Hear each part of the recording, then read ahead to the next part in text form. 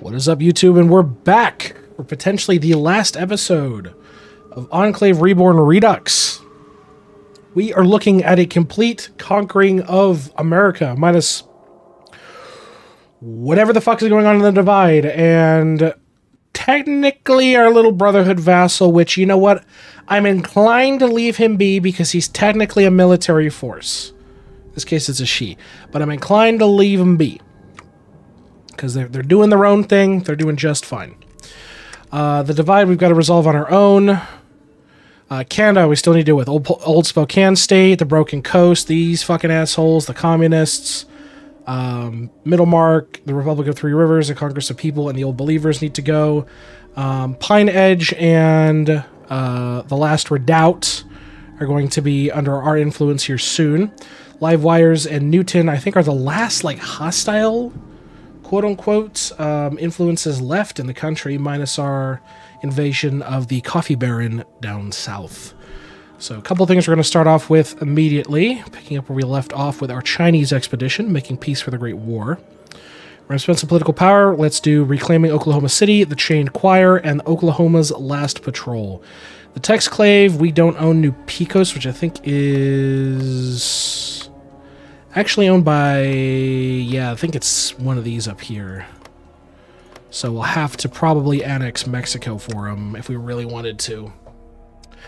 And the Great Plains Federation, we kind of already killed them all. So, sad news on that front. Faults 100, so we need to acquire, which I think this is Cuir de Ali. Oh, it's Spokane, so we can do the Legacy of Vault 100 up there. Past that, I think we're pretty much good. We'll start to the Grand Canyon disaster cleanup as well. So, we're doing good, we're doing good, we're doing good. You want to give me Leon the bank? Well, you got to talk to the executive committee for that. So, let's go ahead and pick up where we left off. So, dealing with the Baron of the South. Our troops are more or less pushing through. Nobody can stop us at this point. Yep, taking his capital. How close are we to this? He's actually got a surprising amount of victory points left, so... But once we take his main territory, or at least encircle this army here, which I believe is actually, like, properly encircled. Yeah, he has no port. It's over.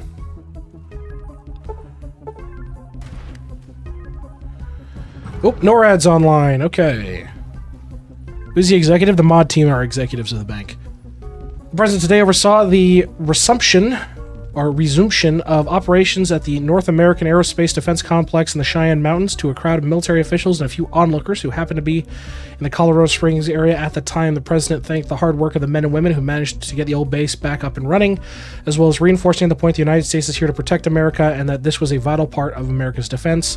Operations at the complex are expected to open up in the coming days, and the Air Force is eager to begin operations. Perfect. DEFCON is done.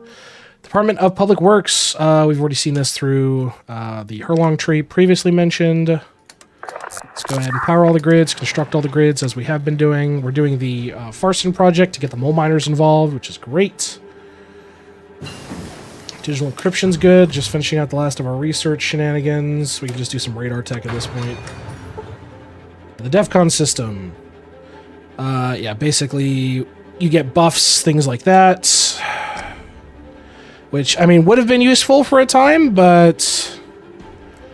60% weekly war support. Negative. Holy fuck! God, no. DEFCON 4... Ugh, God, these suck. I mean, the division attack at 25%, the division speed at 25% is not bad, but holy shit, that's rough. God damn. But at least now we're on DEFCON 5, because we're not doing anything, it's fine. And just don't mind chat, they're having a diplomatic... Or no, they're having a democratic revolt right now, and figuring out that they can exile themselves from their vaults, so they're figuring that out amongst themselves. Handle battle tank. Overextended administration's been removed. Beautiful. And battle tanks are done, which is great. I guess we'll do Pack Brahmin. May as well. May as well. Alright, let's make sure we're still good. Okay. Reclaiming Oklahoma City in the opening hours of the Great War, Oklahoma City was spared from the destruction and only a single bomb detonated on the city. However, the chaos after the war led to its downfall, and with it, the remnants of the Oklahoma National Guard forming up elsewhere. The city fell from grace, and those in the city soon found themselves the target of the Chickasaw-Muskogee Coalition.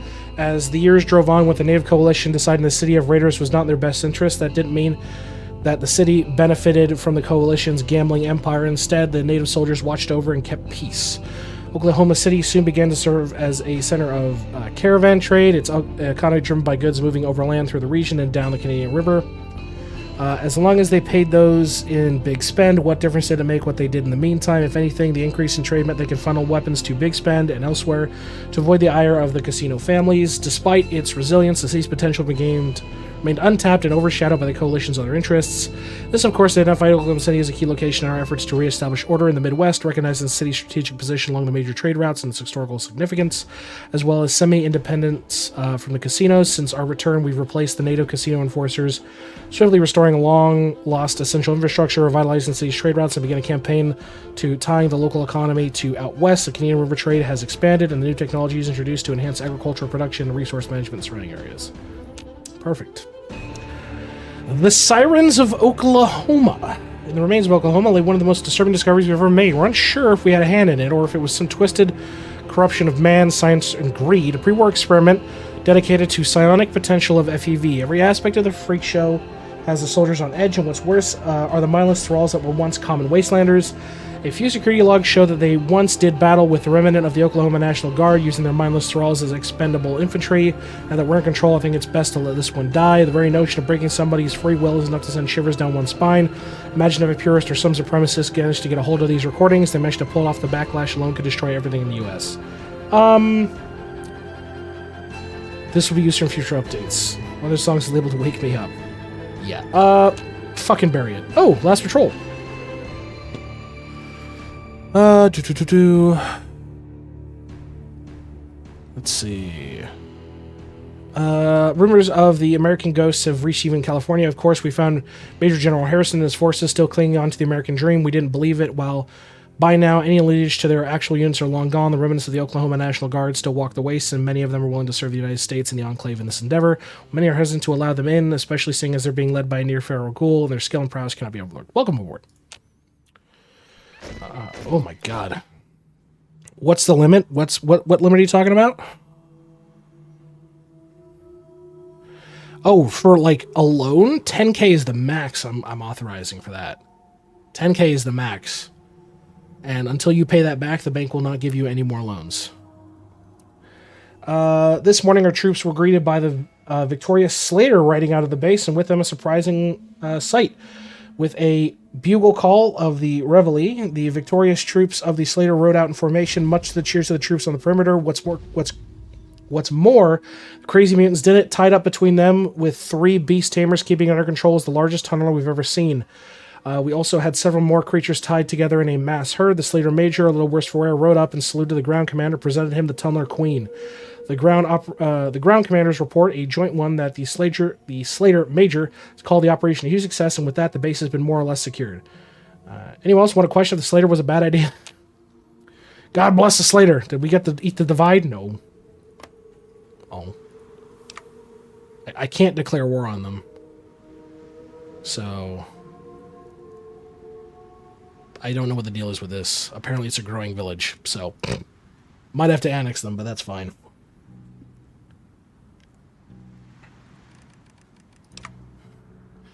Yes, I did, but then I realized that's going to be bad for the economy as it scales out of control. So that's the strictly imposed limit, and there's a reason why Roy still hasn't been authorized for any loans in the future as well. Okay. Hopeville restored. Regular forces moved in not long after, supported by our gunships and the Slater with the new tunneler mounts. The Slater Major reported several sweeps, and kill teams are still operating underneath the base. Looking for any remainder tunnelers that still lurk below. Preparations to move the tunneler queen off to the bros are being made, as well as to tame the further captured tunnelers, with the Slater Major opting the queen's breeding ability. They could breed large numbers of the tunnelers for the new Slater Cavalry Corps. While orthodox, it can't be understated the effectiveness and the speed at which the Slater operated in the operation. Recommendations for rewards and honors are already being passed up command for review. Despite initial reservations from generals and even the press for the use of the Slater in operations, it cannot be understated the fact that they were instrumental in securing the base from the mutant threat. Good. Ooh. Alright. Mole miners of Farson. All miner society is simple, communal, and tribalistic. They're also openly hostile to anyone who is not them. Maybe it's the bonds they share with the old Enclave that drove them to not attack the soldiers on sight. Maybe it's the fact 200 years of killing everyone and not getting nothing in return taught them a lesson or two using local translators who somehow speak their language. The American envoy was able to at least get them to trade their resources for food with us. Turns out a lot of them want more than cave fungus. Interesting to note, the next day, when our envoy and team arrived, there was a massive pile of bodies outside the primary mine, and the mole miners were far more eager to conduct business with us. We're just going to pretend we don't know what that was about. Okay. Don't worry about it. It's fine. It's fine. Okay.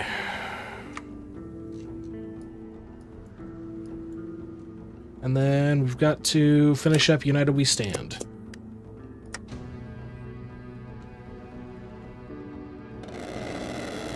So we finish up the coffee barons. Just wipe this out. You guys can just instantly. This is a democracy after all. Can VIPs get a boosted out limit? I will authorize a VIP one-time extended loan limit of 20k, and that's it. Granite paid a visit to the Divide today to personally thank the Slater for their actions in the Divide. The Slater troops stood in formation for the President's pass and review. While many were wounded, their uniforms weren't in the best shape. They all showed up to be in formation for the President and stood tall and proud, even if they did only come up to Granite's knee. After conducting his review, Granite gave an impassioned speech to the formation, saying how the Slater had shown themselves as above equals to their humanoid counterparts in the military, and their contributions in these past few days will not be forgotten and remembered for years to come. Let no one ever speak ill of the Slater Scout Corps, and that the Slater soldiers were not equal to that of human infantry. When your nation called upon you, you answered with spirit and bravery befitting the American soldier. To face certain death and only to laugh in his face, let none forget that you met your abominable foe and not only defeated it, but you took command of it as a human would a Brahmin. Today I stand before you, a man before giants, with your actions keeping with the fine traditions of the United States military. America will remember what the Slater Corps did here in the Divide. I thank you, your nation thanks you, God bless America, and may God bless the Slater. Birth of the Tunnels. Interesting. Operation returning to normal to base. Seismic activity hasn't picked up anything aside roaming patrols of Slater deep underground. Ground Operations Command has given the all-clear, and non-combat personnel are beginning to return. By special presidential decree, Grant has awarded the former tunnelers' hive to be a second Slater borough. Already, several families from the boroughs in Nevada have signed up to move to the Mojave. The tunnels, as they are now called, has become a mix of new Slater... Oh my god. A new Slater City in America's first military installation given over to the Slater Corps, as well as a newly commissioned Slater Cavalry Corps. The civilian population in the surrounding towns and settlements has returned as well, welcoming the vicious Slater, victorious, the Slater with open arms for their contributions to securing the Divide. We've noticed an additional caravan traffic increase from the Slater, increasing trade in the region as well. The former ground commander, now installation commander, has given the all clear and the base is now secure. Perfect. I think we just annexed the Divide. Yep, we did. The birth of Slater Cavalry Corps tech. Perfect. Not like we're going to use it, but totally. Alright, and the Baron has been defeated. We will not take all of his lands, apparently, because his fucking Mexico's being an asshole. Shut up, Mexico. It's mine. You'll get it when I'm done with it. You'll get it when I'm done with it. Give me the ships, too.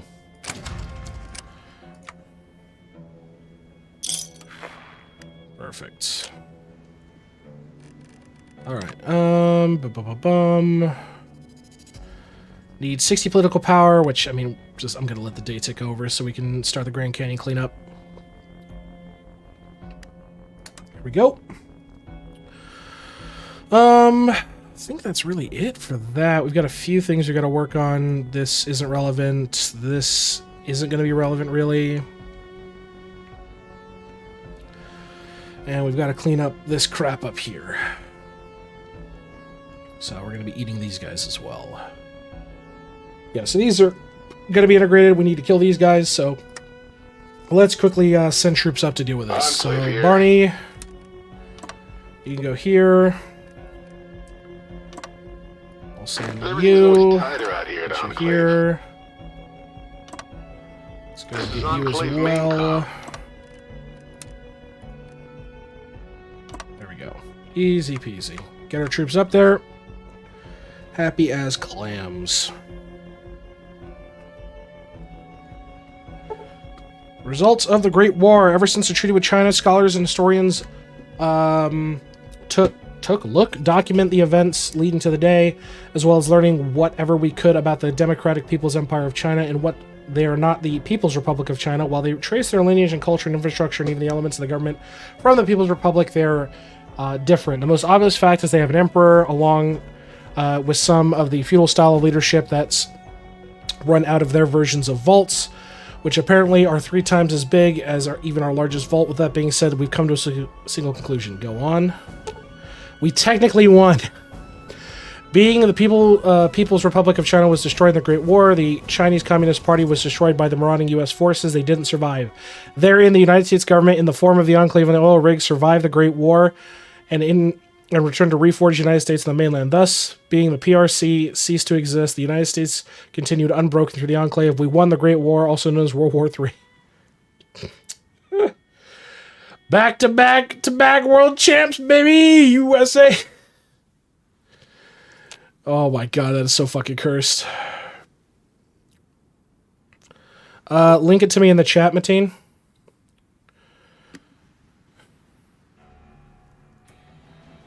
So I can be above Squanchy for a bit.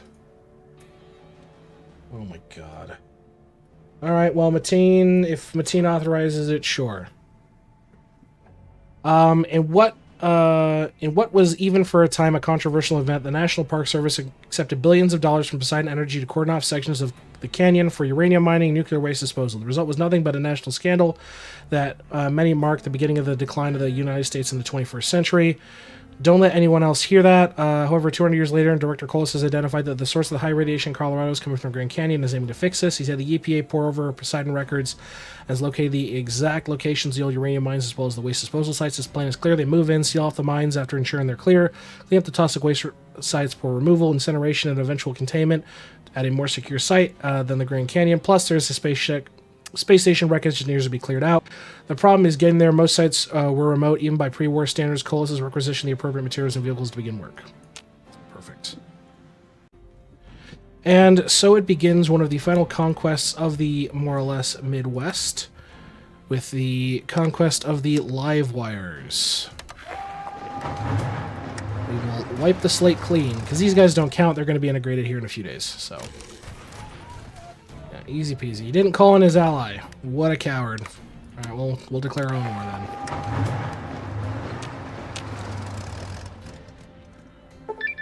then. Alright. Grand Canyon flyover. Several EPA vertibirds have flown over the Grand Canyon day and night, taking readers of radioactivity in the canyon. It's not looking good. 200 years being left to decay has not done well for the canyon. While certain parts are deemed acceptable, other parts are highly radioactive, even from the air. Ground to steam assessments were launched to inspect the area. They've all reported that toxic waste has dissolved the barrels that were in. That or the ravages of time has done them poorly.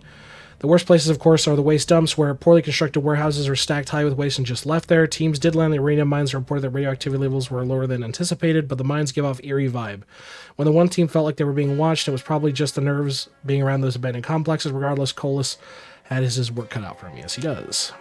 And how do we stand? It's flawed, often chafes under its own weight, and has a history of problems, and probably will for some time, but for the first time in Earth's history, 5 separate species are living under one nation with equal protection, and most of the time working together for the common goal.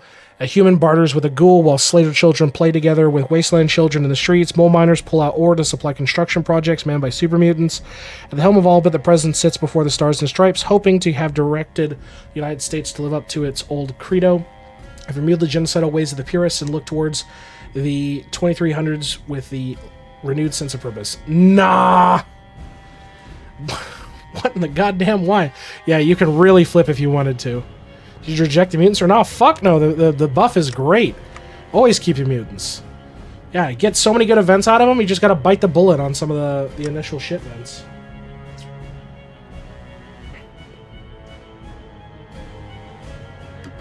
So, New national focus time, so we've done this tree.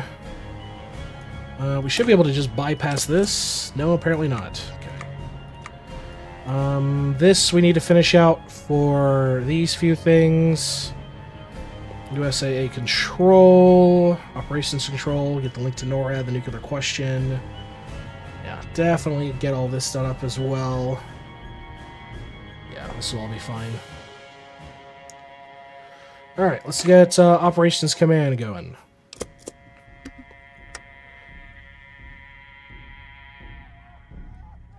Alright, they should be falling here relatively soon. I did? Yeah, well... You miss out on a lot of like easy events and a lot of good commanders if you do. Live wires are dead. Okay. Difference is I work for mine. That's true. That is true. Alright, war is over. Live wires and Newton are dead. Thank you. Now we need to prep for our conquest of these guys and the raiders up north. Do we have new things we need to do? Police forces, grids, and all the normal shit. Nothing uniquely new, so I think we're okay. Let's go ahead and set up positions to attack the Broken Coast. Get the Broken Coast wiped off the map, because nobody wants to fucking deal with this shit. That's a no one. Gonna do the Canada stuff, yeah. Canada will become Canadian. Enclave here. I think that's it for the Broken Coast. Are there any faction with anybody? No. Okay, we should be able to wipe it clean, especially with our air forces moving up there. Get the island as your ally? I have the Dominion of Canada as a puppet. Oh boy. A situation developing in Colorado. 2 outposts out in Colorado reporting contact with death claws. Normally this wouldn't be an issue. In fact, the Army has standard procedures for this, that the troops hunker down and wait for air support if heavy ordnance isn't at their disposal. However, 2 are wearing shrouds, which isn't unheard of, but they were traveling with human. When said human approached, he said that they were here to parley between the Army and a pack of intelligent death claws down below. You heard that right, intelligent death claws. Fun fact, I think this is a reference to Fallout 1 or 2.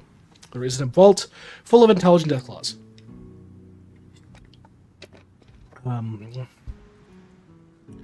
Well, if that didn't work its way up the chain of command all the way to the office of the president, we've heard rumors of intelligent death claws out of the Midwest, and there are a few scattered reports that our predecessors in the rigs once experimented with FPVs and death claws. Supposedly, they were all wiped out. Right now, we have a pack of these things that were asking for safe passage and shelter within our borders, claiming they were on the run from the extermination squads from Chicago. I'm sorry, what?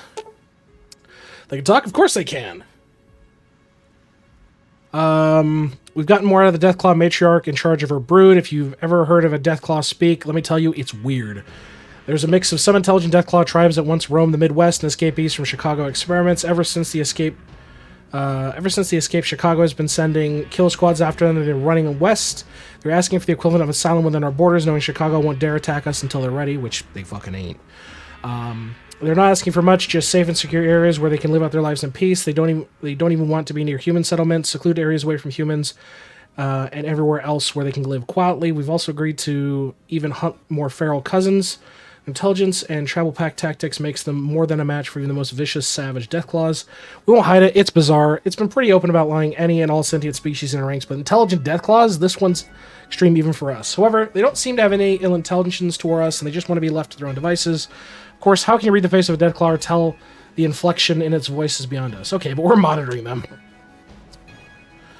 The Mole Miners enlist. Oh, Mole Miners have become rather interesting addition to our nation. They're not the most welcoming types unless you want to spend money. They're not the most cordial types unless you want to spend money. Oh my god. Leader Boss Morgul is amenable, but we've heard the word that at one point he was fine with exterminating any human he came across. However, it seems he's changed his tune when he realized that just what he was up against is now playing along, if it means he can keep his people alive and keep his pocketbook lined. Alright. Autopsy on the tunnelers. Given the vast amount of tunnelers recovered, we've been able to dissect things. The biologists have learned a disturbing few facts. First off, they were at least human once. Yet there are no signs of FEV that caused this biological mutation, meaning this was straight radiation that mutated them. Biologists are baffled as if there are other instances of underground humans having slight mutations, nothing this drastic. Yeah. Not good to know. Not good to know. There's cursed shit in the divide. Let's keep it buried. Yeah, our troops are going to move in to our positions here. We're going to attack the Broken Coast, which will be good. Autosave kicked in. All right. Pack Brahmin's fine. At this point, tech's irrelevant. We just ignore all of this because we don't care about it. The March of the Death Claws. Seems our intelligent Deathclaw problem has gotten a bit worse. We thought it was only going to be a few dozen, maybe breaking into the triple digits. Turns out they're exactly into triple digits, as several broods of the things have been making their way into Colorado. We confronted the matriarch who first spoke to us. It was basically a miscommunication, or she deliberately hid this from us. Apparently, this happened some time ago, back in the late 50s. The Chicago Enclave, or the Chicago FEV intelligent Deathclaws were intermingling with Midwestern packs ever since. All in all, the numbers are counting in the quad digits of these things in terms of coming over. If we had done that, we wouldn't let the bastards in. Negotiating with Deathclaws was not on my wasteland bingo. How many? So, we're gonna have some fun with Deathclaws. And troops are moving across the lines. Nuclear defense operations online. Oh god, don't crash my game. Oh, I think it was us just eating them. Yeah, okay.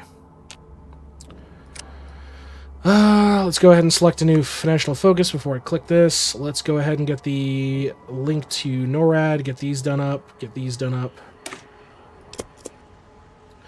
Nuclear defense operations online with the following threat over Ashton Air Force Base and Hopeville have been restored to fully working order. They now are ready to begin operations. We've already identified several nuclear sites across North America and wasteland. Though getting to them is very difficult. Several areas are guarded by automated sentries that we can't guarantee will answer our codes, while others are used as places of worship in incredibly irradiated areas since the Great War. It's likely best we secure these areas with conventional forces first before moving in with delicate teams to secure them. It's doubtful anybody knows how to operate the complex computer systems needed to launch them, let alone realign their targeting systems. For now, American can rest easy, knowing the military is keeping vigilant over every nuclear threat. Good, let's lock those down.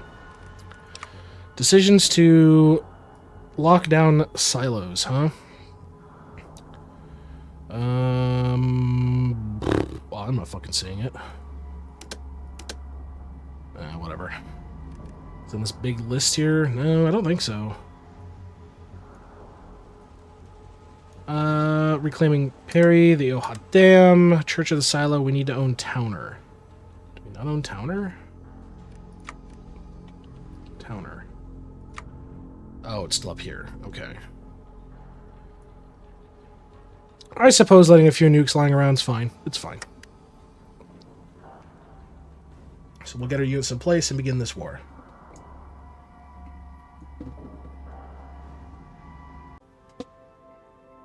Mateen got his emote. I turned on Mateen's emote. It's been added to the set. That Dakota Dam.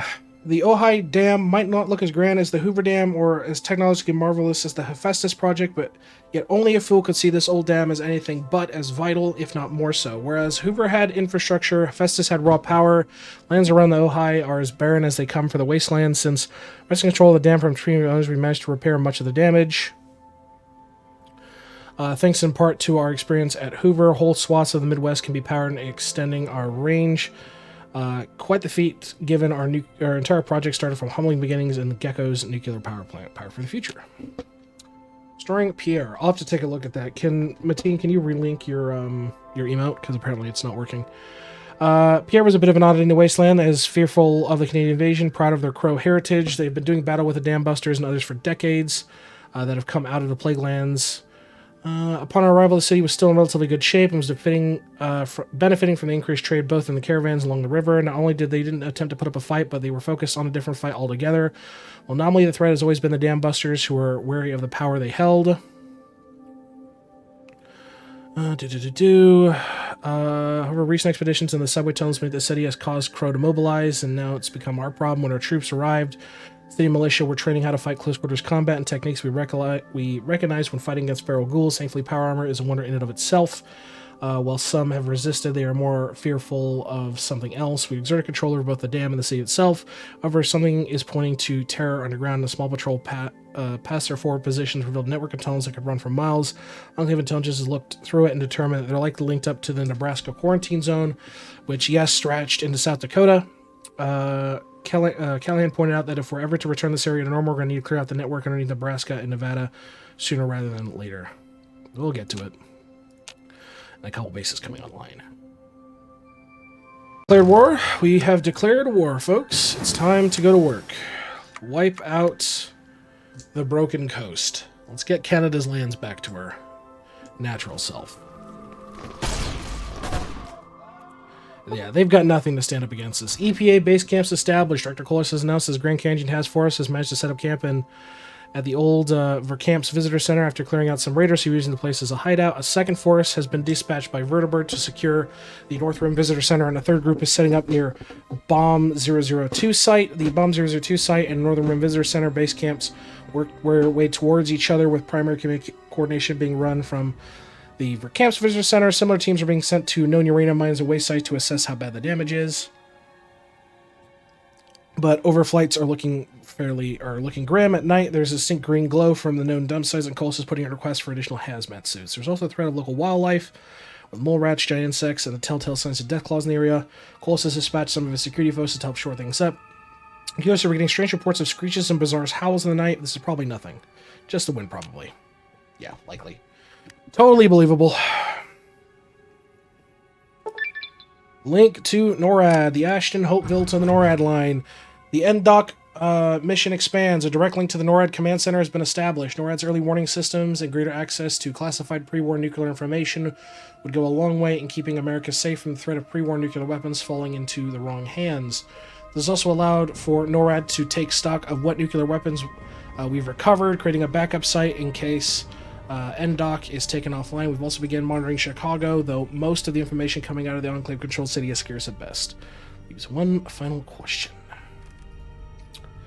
which is the big one, the nuclear question. The nuclear question. Oh yeah, easily gonna take North Cover. Nobody's stopping us. We raided the Raiders. Poetic justice. Abso-fucking-lutely. They've got to have, like... Because a lot of their shit isn't cored. So, hold on. They actually have a surprising amount of victory points, which is kind of shocking. Work on the Grand Canyon begins. Director Colas is proud to announce that his away teams are clearing out the toxic waste. Truckloads of the stuff are being brought to designated landing sites and flown by Vertibird to areas for proper disposal. The biggest problem is the remote locations of many of the sites, and there are 36 of them, and the shoddy construction of the routes to reach them. It seems Poseidon Energy saved big on construction. Constructing the roads out of cheap lumber and 200 years of dry climate has not helped. Engineers are being dispatched to assist in reinforcing some of the bridges so they don't fall out underneath our trucks. Colas has already lost a convoy and several injured when one bridge gave out, leading to the assessment of all others. We've already got reports of missing supplies and movement at night, making some believe there might be a remnant of legionnaires still stalking the area, causing Colas to beef security with robots. Aside this drawback, the uranium mines are being identified as secondary. As while they're radioactive, they're nowhere near as bad as the dump sites. He's got a point. Do we need to do anything else for that tree? No, I think we're good. Yeah, we're looking good so far. We can do this. In 5 days, it should give Mexico a fuckload of land. And restore all of that to him. In theory. So we'll see. God, they've got so many fucking troops, it's not funny. I'm sure shit isn't... I'm not bolstering them. Yet. The lands of the Mexican Reclamation Zone. The Mexican Reclamation Zone has lost a formal request to return all Mexican lands to administration. While there is nothing less of the shower of thanks and support from our assistance for the lands of the Titans, it appears several within the Mexican Reclamation Zone are wanting to get on with rebuilding Mexico without having to constantly request permission from the U.S. military administration of the region. Meanwhile, some of Congress have questioned our latest military appropriations. There have been rumors of unrest among the Mexican population who are starting to sour at the notion they've traded up patrols from Teal'c's robots, and the flower war is for power-armored soldads and leaders who don't speak Spanish. They can have their lands, but they'll pay. So we're going to give them a big swath of land, and they're going to give us resource rights. Which is fine. Realistically, it's not a big deal. Have a good night, Demon. The real question is whether or not the game crashes. That's the bigger kicker here. Will the game crash? It did not, and Mexico is looking good. Yeah, looking really nice. Did they get new picos? They did, so this is our, like, new-ish border. Yeah, that looks fine to me. Mirelurk attack.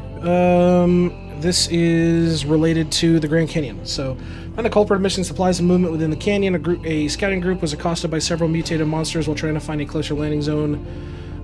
For the vertebrates, the team members have suffered from gashes. One of them is suffering concussions with the Mirelurk's King's screechings, but they've been evacuated and expect to make a full recovery. While this was to be expected, Colas regrets that this will cause delays as the street teams will go back over the area previously cleared to check for residual Mirelurks. Further, several VB-01s were slotted for toxic weight transport are now being repurposed for air patrols to find any Mirelurk migration to ensure that an event like this doesn't happen again. Damn freaky crabs. Beautiful. Mexico is looking good. They must be really, really happy now. Yep. Interim, they're in our faction. They are, in fact, a Enclave Protectorate, which is great. At least minimizes the amount of construction we need to do. We can kind of focus on a more refined set of construction. Because they can just focus on coring all this, which... And this is actually all core territory for them, so they don't even have to core any of it. They just gotta repair everything. Yeah, it'll be beautiful. All while we clean up the broken coast. Radio detection, we can just clock out on that. Economic resurgence, beautiful. Just gotta keep going. Protests erupt. Oh, Jesus. Alright, hold on. Nuclear question. So either maintain or dismantle their nuclear arsenal. Okay. Grant had a decision before him. Not once since Truman first gave the order at the start of this long circus show.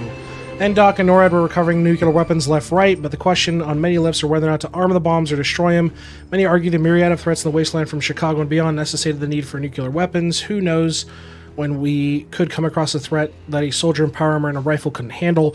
Others were against using the same weapons that ended the old war, pointing out that eventually there would be a time where the idea of using nuclear weapons would seem palpable, just like the onset of the Great War, and we would have learned nothing.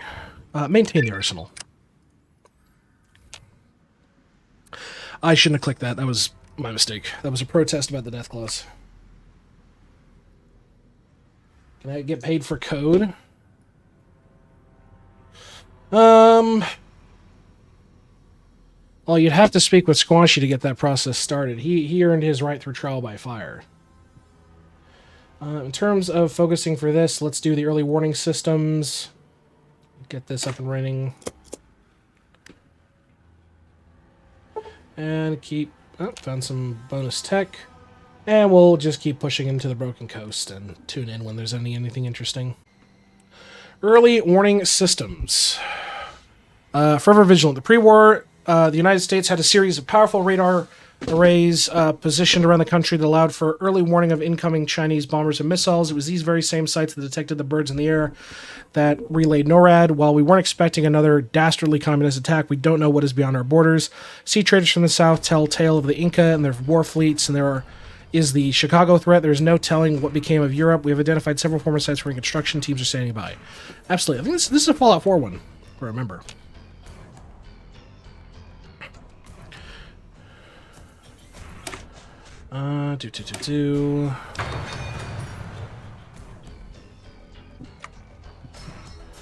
Let's go ahead and crack it off. We are going to do National Recon Office. Movement for the Deathclaw from mortuaries. Several of our automated monitoring systems have watched intelligent just called brews in their mortuaries. Reported movement. We've had set up to ensure the process of heavily armed civilians don't go in and get slaughtered, and the intelligent broods don't come out looking to prowl the settlements for late night snacks. Several of the larger prometaries are leaving signs and other things for us. Today, a few representatives from the United States Department went to ask what's going on. It seems like some of the younger Deathclaws, some of the more mature ones, have been touched by our generosity. Touched as in they want to fight for us. Much like reclaiming our nation bit by bit, the Deathclaws want to retake their home in the Midwest and get back to Chicago for what they've done. Few military commanders caught wind of this and have to admit that having support units of intelligent Deathclaws that aren't savage and know who is enemy and who isn't is a net benefit on the battlefield. Absolutely. Get me the Deathclaws. 3 toxic site cleared. Director Coles has announced the 3 toxic waste sites have been cleared, and while another 15 are proceeding on schedule, we're still getting reports of missing supplies, strange noises at night, while it's distributed into mire lurks and the increased air patrols have been hitting them in their nests. Worst was the incident where a Deathclaw was encountered by a convoy that damaged a truck, resulting in a waste spill that ironically killed the Deathclaw due to high radiation. The area was secure, and during the removal of the Deathclaw, it was noted bore slashes and scars reminiscent of travel weaponry. Either way, the entire patch of roadway has been excavated, repaired, but the operations are proceeding roughly on the new schedules. Coles is hoping to shift focus away from these sites and more towards the mines here in the future. It's expected the Deathclaws might be living in them, and he's going to require power armor support heavy ordnance to take them out. He's put the requisition through the appropriate channels, and is expected to take some time before the army gets around to it. He's hoping to put a push from the president to get it done. We'll sort it out. National Recon Office. Pre-war, much of America's spy satellite network was overseen by the National Reconnaissance Office. Before the Great War caused all the great technological advancements to go wire, the entire United States satellite network was controlled by a single intelligence agency working alongside the U.S. Air Force and USSA. The NRO built and maintained every intel satellite in space, from Freedom View to Eagle Eye platform, and now with Bloomfield under control, we can begin work to restore these old systems, but build newer and better systems in the future. For a while now, we can get Freedom View online. The future is looking bright. Beautiful. Let's go ahead and see what's next on the list. So at this point, I think that's all like the major ones. Let's just keep chewing through, basically working our way down from it. So let's go ahead and get the Department of Education up and running. I don't particularly care about this. I'd rather get like the Followers of Apocalypse and civilian education going, because we're past the point of needing to have a war-based education. And God, we're nearly done with construction? Fuck me, okay. Oh yeah, we got a whole bunch of shit to build up to. Okay. File all remaining grids, construct additional grids,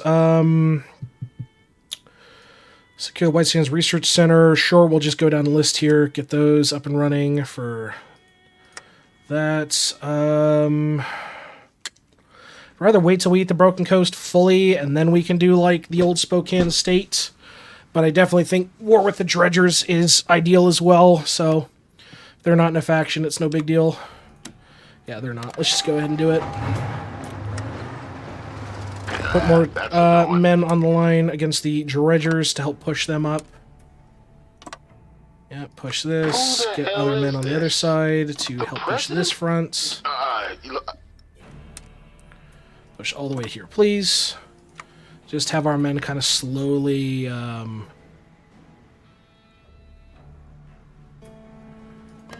That's fine.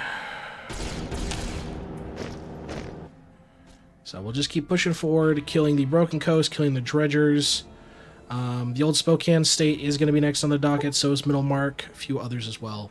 Kirkland Nuclear Weapons Center, which was once the Air Force Nuclear Weapons Center that survived 200 years relatively intact. Of course, the bombs that hit the area damaged most of the base. The intervening 200 years in a dry, arid desert has done little to damage it further.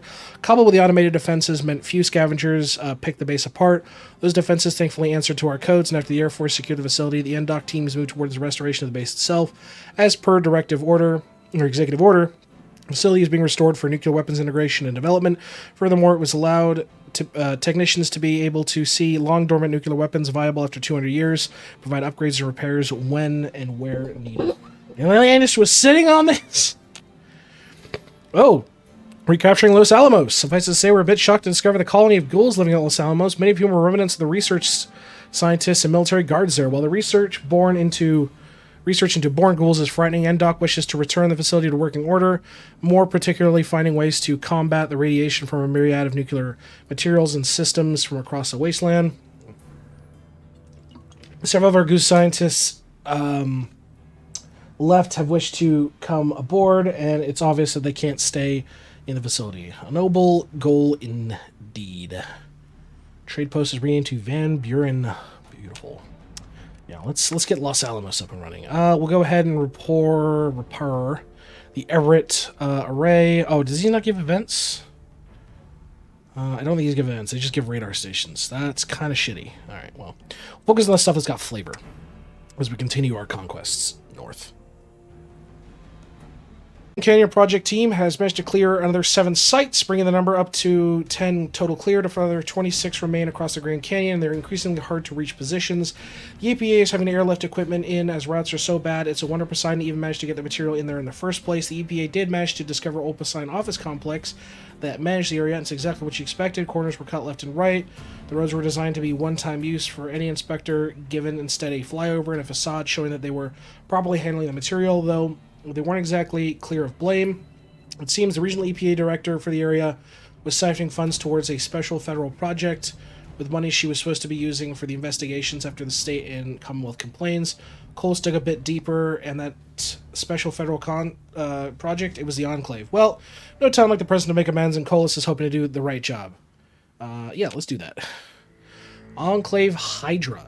The true extent of the Enclave has always been hidden from the basic Enclave members. Most knew of the larger outposts like Chicago, Texas, White Springs, Raven Rock. However, there are dozens of satellite bases and outposts that were dotted along the country, as well as base camps established by expeditions to analyze what was on the continent after the bombs fell. Those numbers were always classified for whatever reason. One always did question just how monolithic was the Enclave. Since taking back MacArthur, Enclave intelligence has stumbled across several documents detailing the extent of the Enclave after the war and just how silly it is. Aside from the Chicago and Raven Rock, apparently just Enclave everywhere. The reports of Enclave units in... Enclave units off in Florida, Guantanamo, Central Canada, Toronto, 2 expeditions in Texas that are not the Texclave. Another remnant in Dayglow, West Virginia seems to still be kicking. The IRS Enclave, the Enclave in Colorado, 1 in Ruby Valley, 1 in Nebraska, 1 down in Mexico, 1 possibly somewhere in the south. There was apparently 1 in Reno, but that might have been us, 1 in Oregon, but that was likely Granite. Speaking of Granite, he stared at the papers wide-eyed and beside himself. You mean to tell me all these Enclaves exist? How many Enclaves are there? Well, we also found another map that showed positions all over the world. Shut up! Yeah, the Enclave was all over the place, man. Enclave was all over the place. They did not want to give it up without a fight. So nothing new from that. I mean, we can deploy another GEC. Let's do the North Passage again. Why not? Let's go ahead and... we'll do Livermore National Labs, and then we'll do Pantax at all costs here in a moment. Once we get the political power gain from it.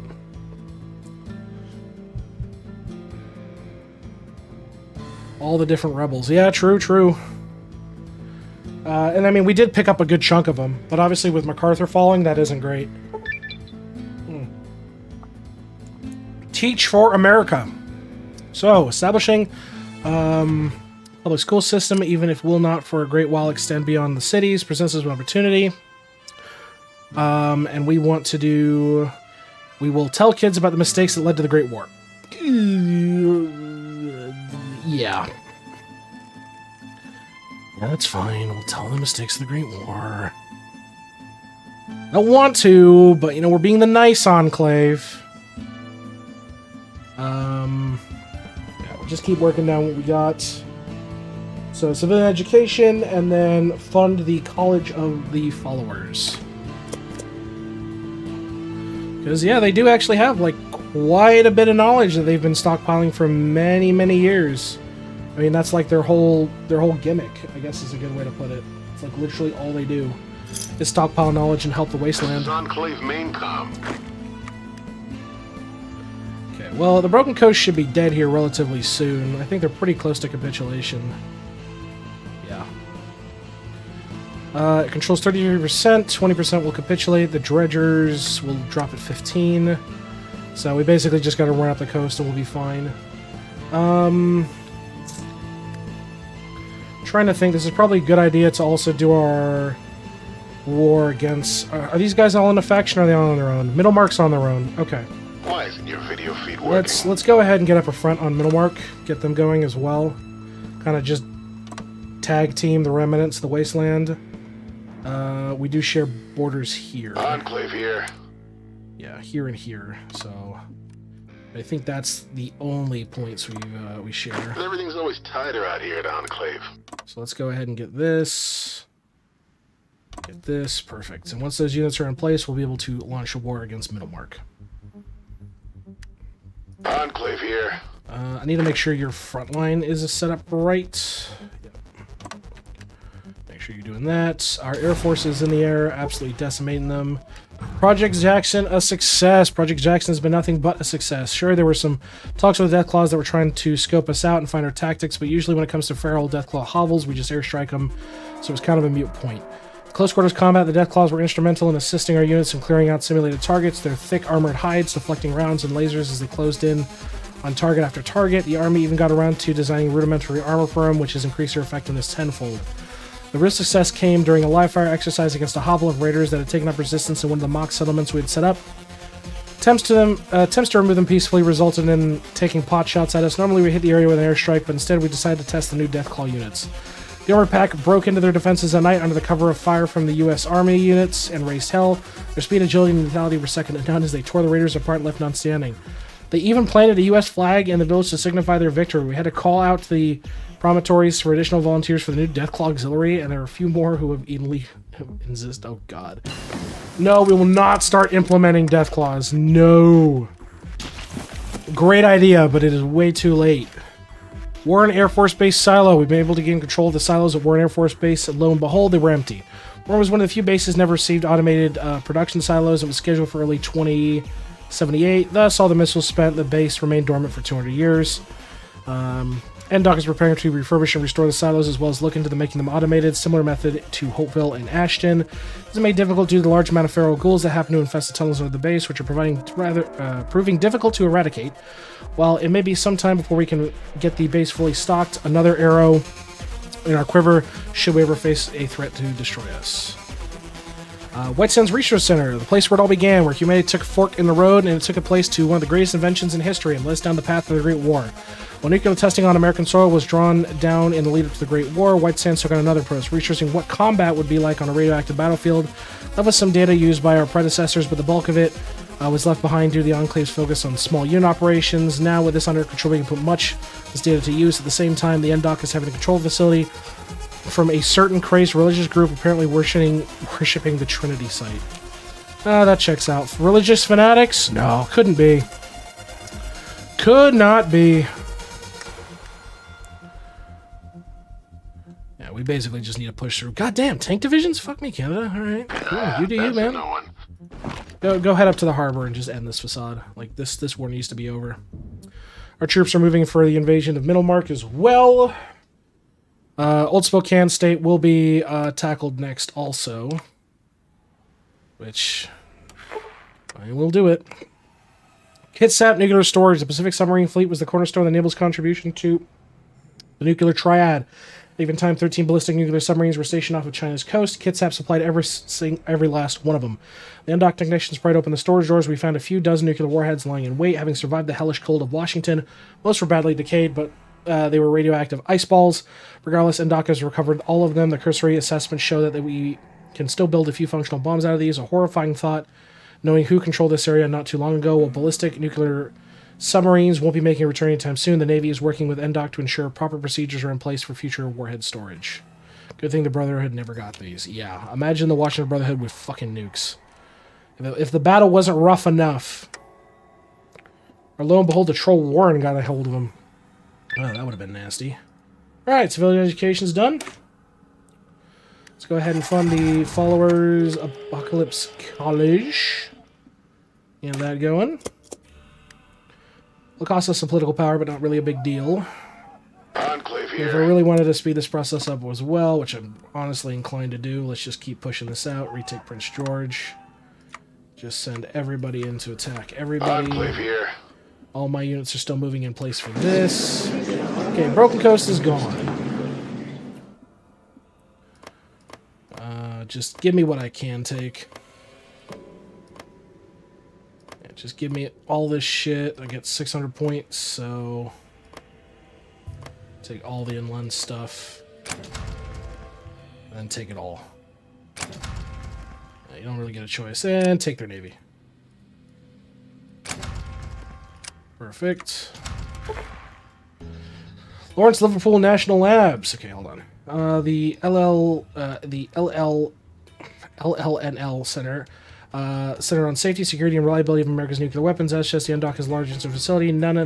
At least was the data stored here, has wide-reaching applications to the undock's missions. Most, if not all, America's nukes right now are 200 years old at best. The rest are likely made from equipment that is 200 years old.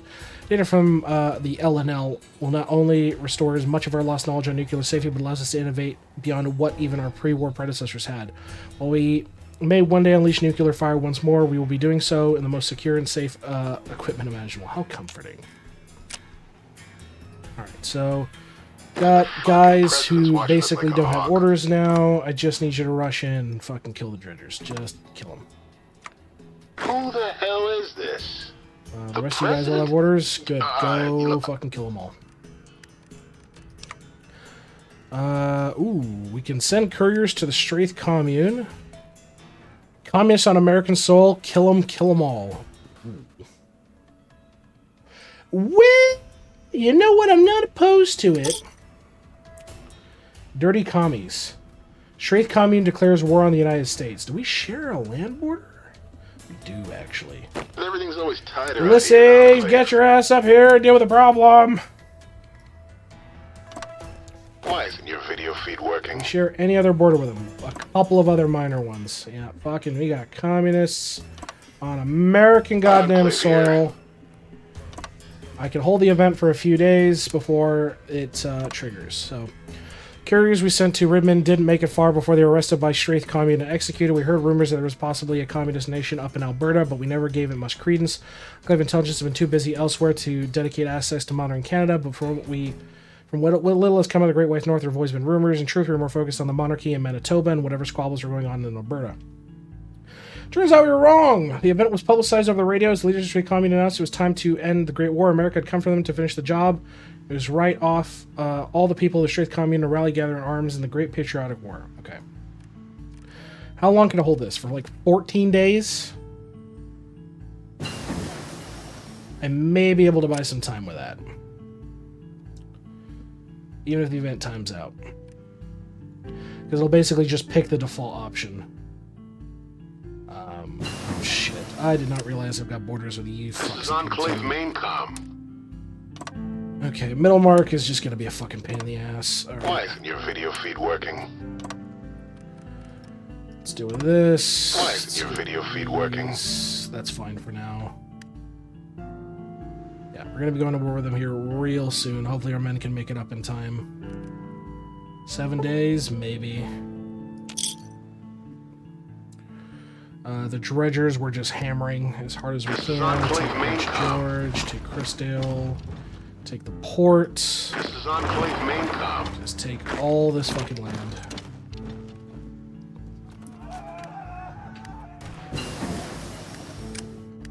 See if I do want to be power armor, which is great, but yeah, we just need to keep pushing. Hold the event as long as I can so my troops can get in position and we're not just fucking dealt a shit hand here.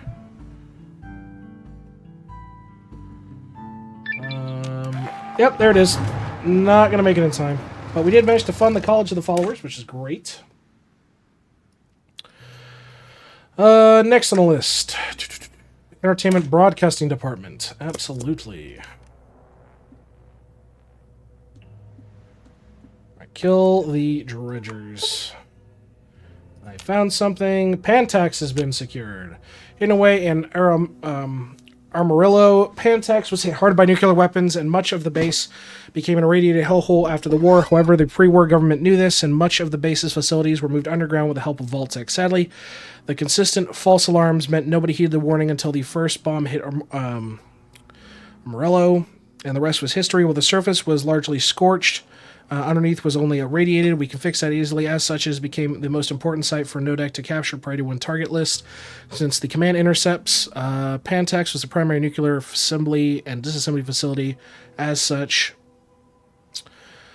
it will become a new home of the Nuclear Defense Operations Command. Given its purpose to assemble nuclear weapons, the NDOC plans to upgrade the base to begin production of nuclear weapons. Once all the other nuclear sites have been secured and the roster of current nuclear weapons has been written, the NDOC will assess the viability of all nuclear weapons, and any CM unfit for active deployment will send to Pantax for disassembly. While replacements assembled at the same time, the service will be restored and given new life to the facility once more. Perfect. I think that's all of them. I think that's all of them. Go ahead and fire all the grids. Yeah, but I mean that's such as life with other people's code. I mean that's always just going to be a shit show. Let's see. Do I have enough political power to fucking flip my economy yet, or am I still kind of fucked? I could if I wanted to, but it's irrelevant at this point. I don't think we're even using full construction queue. No, not even close. We're fine. Let's go ahead and do H&H hand tools. Get that going. Dredger should be dead here momentarily. The fucking president's watching us like a hawk. Yeah, all my troops need to make it up to their border assignments. Middle mark troops are still waiting to get into line as well, but they're slowly trucking their way north. So more annoyance than anything. The fucking president's watching us like a hawk. Yeah, you all need to just fucking finish this up. You, I need on the... Well, this shouldn't open a border with us because of the mountains. I need you on the communist line to go deal with the commies. Yeah, just go deal with the commies, deal with the commies, deal with the commies, deal with the commies, commie. Please go deal with the communists. Thank you. Enclave here. Alright, you... I mean, realistically, the dredgers are dead. Have you go here. Deal with all this crap as well.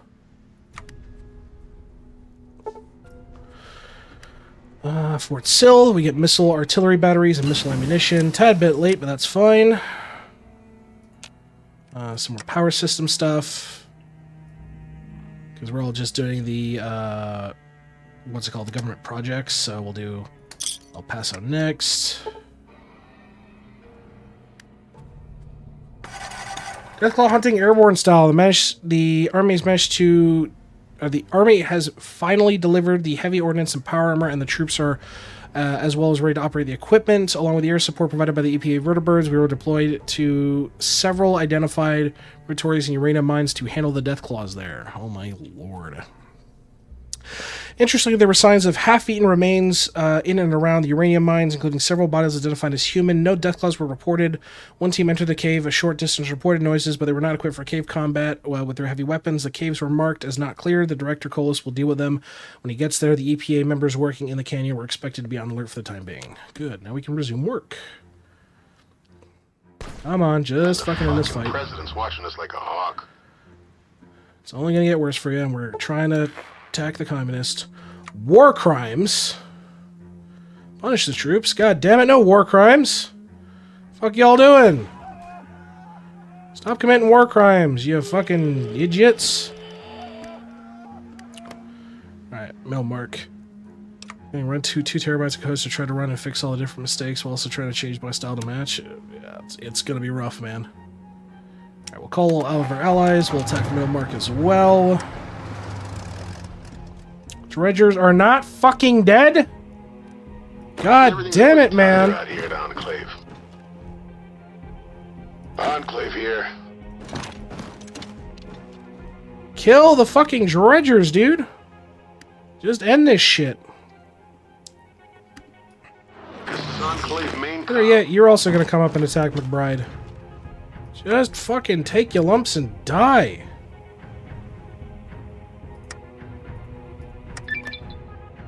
American Broadcasting Department's done. We'll do entertainment broadcasts and honor the First Amendment. No. Propaganda broadcasts. That's more of our style. As much as I love the First Amendment in this regard, we've kind of blatantly ignored some of it, and to be fair, we are kind of going the propaganda route of no, nothing happened at the rig, don't worry about it. If we take McBride, this should be the end of them. They shouldn't have any more points to hold. EPA reports people missing. The head of the Grand Canyon Project reported that a few members of site teams in the interior of the canyon are going missing. Oh, shit. They were woken to the sound of gunshots and scream. By the time the rest were alerted, it was too late. The signs of the struggle just outside the camp, as well as spent bullet casings, a trail leading to one of the uranium mines. This nature isn't like Deathclaws or even Mirelurks. Colas is using a position to request more troops, as those in the canyon are refusing to work unless a proper guard is established. The remote teams are being evacuated by vertibird. Give them their manpower. There we go. Fucking dredgers, man. Alright, give me your ships. Okay, dredgers are gone. Send in the Slater? Ah, dude, we probably will. The fucking Slater were champs in the Divide. I'd low-key, I'll send in the Slater. I don't give a fuck. They're the homies. They do God's work. Middlemark Conquest is going well. Why isn't your video feed working? Did I not set you up the orders? I thought I did. Everybody just fucking battle plan the shit out of this. Just go kill them all. Come on. The fucking president's watching us like a hawk. There you go. Send you out. Army establishes outposts across the Grand Canyon. The Army's established a series of fortified outposts along the Grand Canyon. Auto-turret, shirt-slice, roving patrols along with redundant communication systems to ensure they remain in contact with the Grand Canyon. Task force set up by the EPA main base. Vertical patrols are also being stepped up around the clock for monitor for movement. So far, we haven't seen anything ear or eye of death claws or mirelurks. Further downstream, we've seen evidence that the mire claw nests have been recently disturbed, but nothing else. No signs of death claw habitation. Were deemed not to a threat by the EPA. Regardless, the Army is setting up automated listening posts and eyeball patrols near the uranium mines, as that seems where they'd be coming from. Yeah. It's going to be a fucking requirement at this point. This is Enclave main. We'll double reinforce this front as well. Push in to actually like take proper middle mark. Any other available troops are probably, well... You're in a faction with all of them. Okay, so basically once I wipe out this, I have to attack all of you fucks. So, that's fine. Enclave here. This is what we're set up for, folks. This is what we're set up for. Enclave Get all of here. our remaining troops that we can spare onto the border. Enclave here. It's not going to be perfect because we don't have all of our troops in position yet, and there's still quite a bit of a front we need to cover, but that's fine. The president's watching us like a hawk. None of this is border, none of this is border, which is great. We just need to do a split between this and this. So we might actually have the manpower here. This is Enclave In main theory. power. I'll have to reassign troops once we take out the Straith Enclave and Middlemark here, though. But other than that, I think we'll be fine. We're right outside of Calgary. Calgary. Holy fuck, I butchered that. And we're working on the propaganda broadcast, which is great. Anything else we need to do? Police states, absolutely. Grids, all that fun jazz. We could do... I mean, not really anything we really need to do. Return the Broken Coast. There we go. We'll return the Broken Coast. Report of movement. During a night flight by one of the vertebrates, we managed to spot several shapes moving alongside the riverbed. Pilots lowered to investigate. The gunners reported seeing strange humanoids down there. We fired a few warning shots before the vertebrate was pelted with spears. The vertebrate was forced to gain altitude as none of them were wearing combat armor and power armor. Humanoids dispersed, but the vertebrates trailed them until they disappeared into the Poseidon Easy mine complex. Additional vertebrates were called in to assist, but the creatures went into hiding, it seems. Nothing else was found. All in all, it doesn't seem to ease the fears of something else in the canyon with the EPA. Increased patrols. H&H Tools. To build America back, America needs tools. One of the best products on the market in the pre-war was H&H Tool Company. We were keen to open the company up and distribute as many tools, nail guns, auto axes as the production lines could put out, as we were approached by Mr. House's Securitrons. Apparently this was his company, and not only the fact that he bought it out from his estranged half-brother, but by birthright. It was also after a small legal battle which almost erupted into a firefight with the Securitrons and army troops. He relinquished ownership of the company only after making an odd request to have his half-brother's name redacted and erased entirely. We're happy to oblige, and already requests are coming in from across the country. We can make Securitrons now if we wanted to. Seems like I fucking despise my brother. Remove him from history. Fuck him. Alright. Cool. For a company? Sure. Absolutely happy to. Alright. Propaganda broadcast will be done here soon as well, which will be good. Pushing into the conclave. Congressional opposition demands propaganda department. Fucking hate checks and balances. God damn it. Freedom of speech? No! Look. Congress, look, I've given you a lot of rights here. Fuck!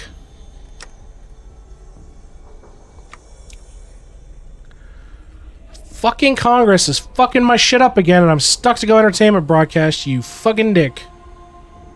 I don't want to increase people's support. That's a bullshit.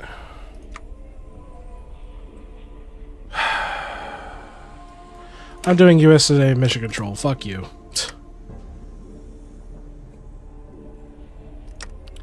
I don't need the people taking power. Yes, I know it's still granted, but I prefer the intellectuals.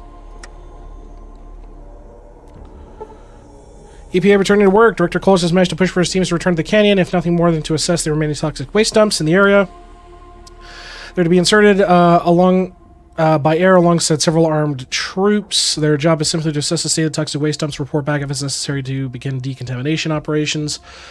Each team will is to have 12-hour radio contact and have signal flares. We'll get a rapid response. Oh god, they are like really fucking bad. The poor Colas, man. All he does is deal with fucking like EPA fuck-ups. Poor bastard. Yeah, as our Air Force is going to kick in here, they're basically fucked. I think we've like fully caught up on our stockpile on on planes. Yeah, we are very good right now. Yeah, we are very, very good.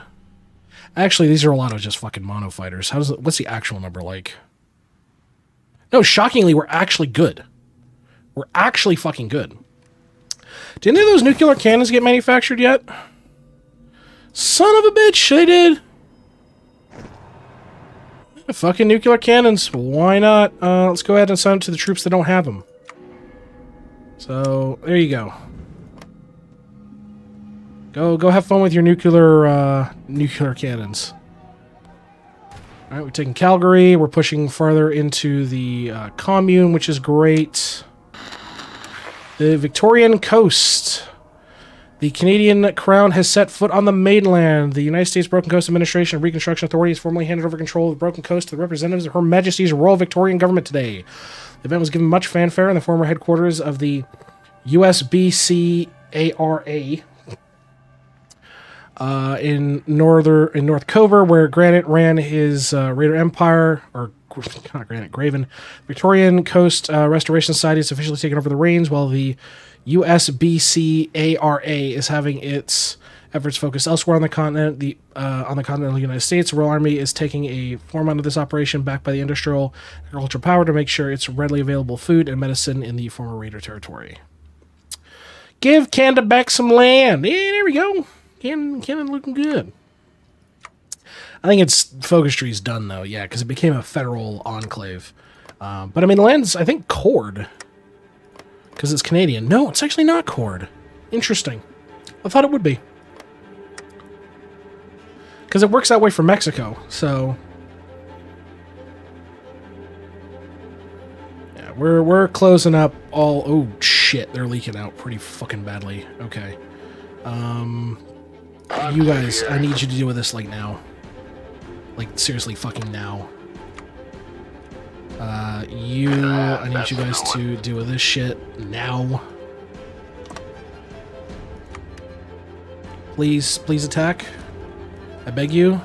Enclave here. Please, I beg you. Please go attack, I beg of thee. There we go. Just wipe out these forces here before they start spreading out. Trying not to deal with like a super drawn-out overwar here for fucking Middlemark. Middlemark's about to collapse. I think we'll be fine. Straith coming, on the other hand, that's a bit more of a pain in the ass. But our troops are reinforcing, so we're able to keep pushing forward. They just don't have the numbers to keep up with us. I mean, they've been building up for a while. I'm surprised. Yeah, 75 troops compared to our, what? Yeah, 500 or 400, give or take. And that's just because we stopped troop production. We could have kept going if we really wanted to. Come on, Middlemark, just give it up. Now send these troops here to Drumhell.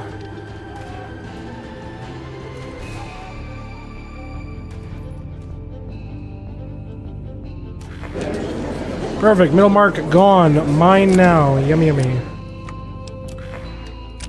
Middlemark is gone.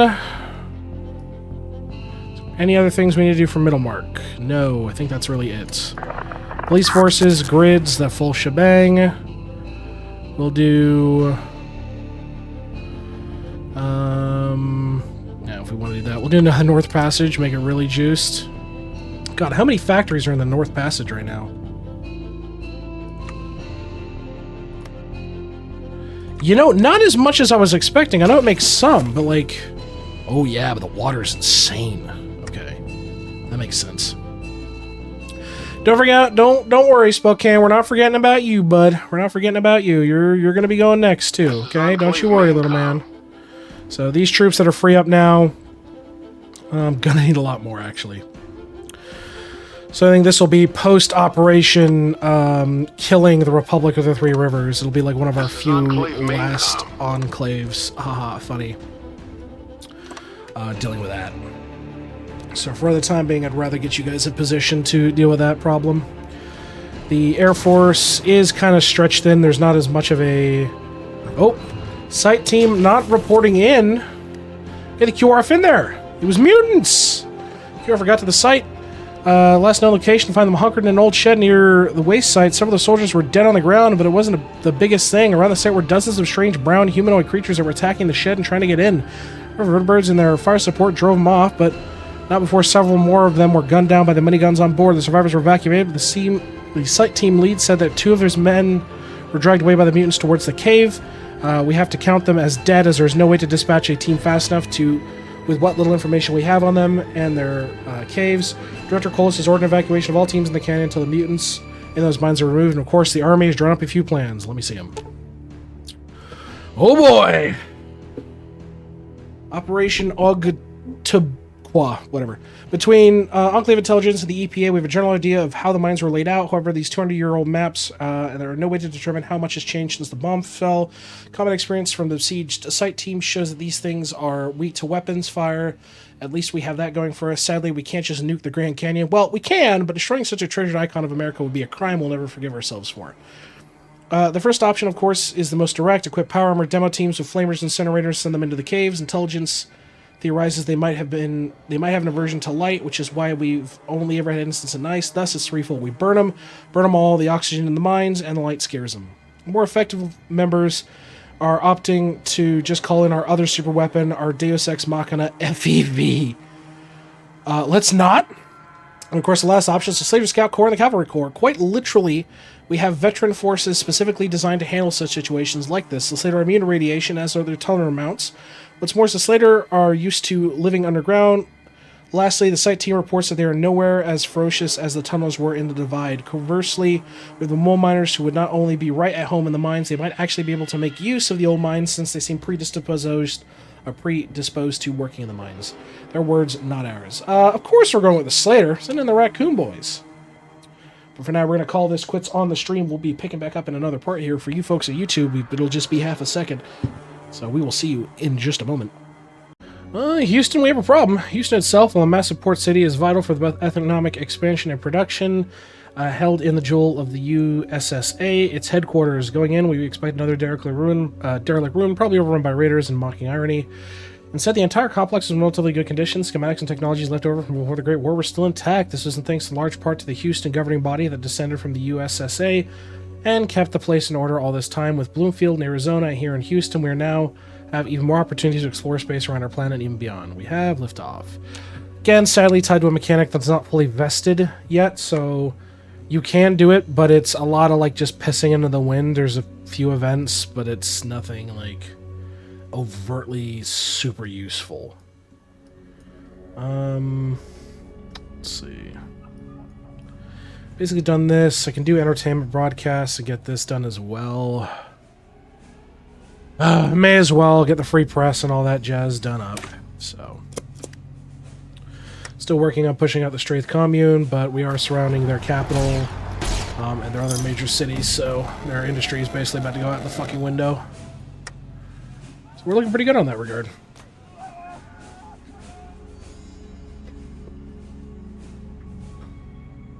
So how does this game work?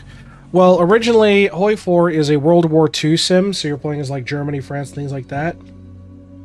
In this case, it's a total conversion, so it takes place in the Fallout universe. It's all about managing a government, doing focuses, managing national events, armies, making sure your economy's running, building facilities, so on and so forth. It's a very complex game in the sense it's a lot to take in, but the modding community for this game is great, and there's a lot of support for it and a lot of love. There's a lot of great mods out there, so it's very, very fun to play.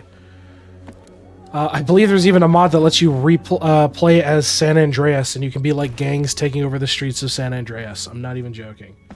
Just on a tabletop 4X game. Did you ever play Romance of the Three Kingdoms? I believe I have, but not... What was it? I gotta look it up. Which one I specifically did, but nothing in recent times. Alright, the communists are gone. Goodbye, communists. Now we've got to move our troops around to account for the fact we now have a much larger border with other people. Because we need to finish up Canada. Enclave here. So let's get our troops in line for these operations here. I think we should be okay, relatively speaking, because I don't think there's any crossings here. No. Yeah, I think we'll be okay from that point of view. But definitely want to utilize every man that we have to take these lands and wipe it out. The Congress of the Peoples is going to be our biggest pain in the ass. So make sure we centralize enough forces on that to deal a nice chunky blow. You guys, I definitely want to send you down here to reinforce these fronts for sure. Same with you, Ulysses. Let's go have you do this as well. So once these armies are in position... Aren't you in the Republic of Three Rivers? Oh, trust me, I am. They have split territory, so they're here and they're here. So we're going all in. We're going all in. This other army I want to ready for the Spokane State conquests. This is just fucking messy, so... Try to do our best with this one. That's a no one. With their weird contiguous borders, so we'll just get these units here and start prep planning for that. So that's fine. The rest of our units will line up. Ooh, hold the fucking phone, actually. Hold on. I just noticed that. I just noticed those little crossings. That's a no one.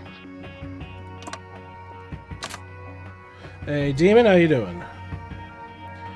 So is your goal to take over the entire world? Well, in this case, take over the United States. We started as the Enclave from Fallout, reformed ourselves under the Reformist faction, took out the NCR, took out the Legion, and started kind of rebuilding the wasteland on our image as a reformist. So we're not, like, complete assholes, I guess is a good way to put it.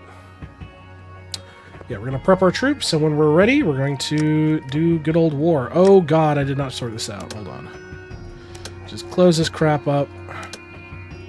Close that, close that. Restart the movie industry, sure. Ooh, we're gonna do a whole bunch of events. Yes, yes, yes, yes. Okay. So you were originally the Enclave, correct. Demon, Habit.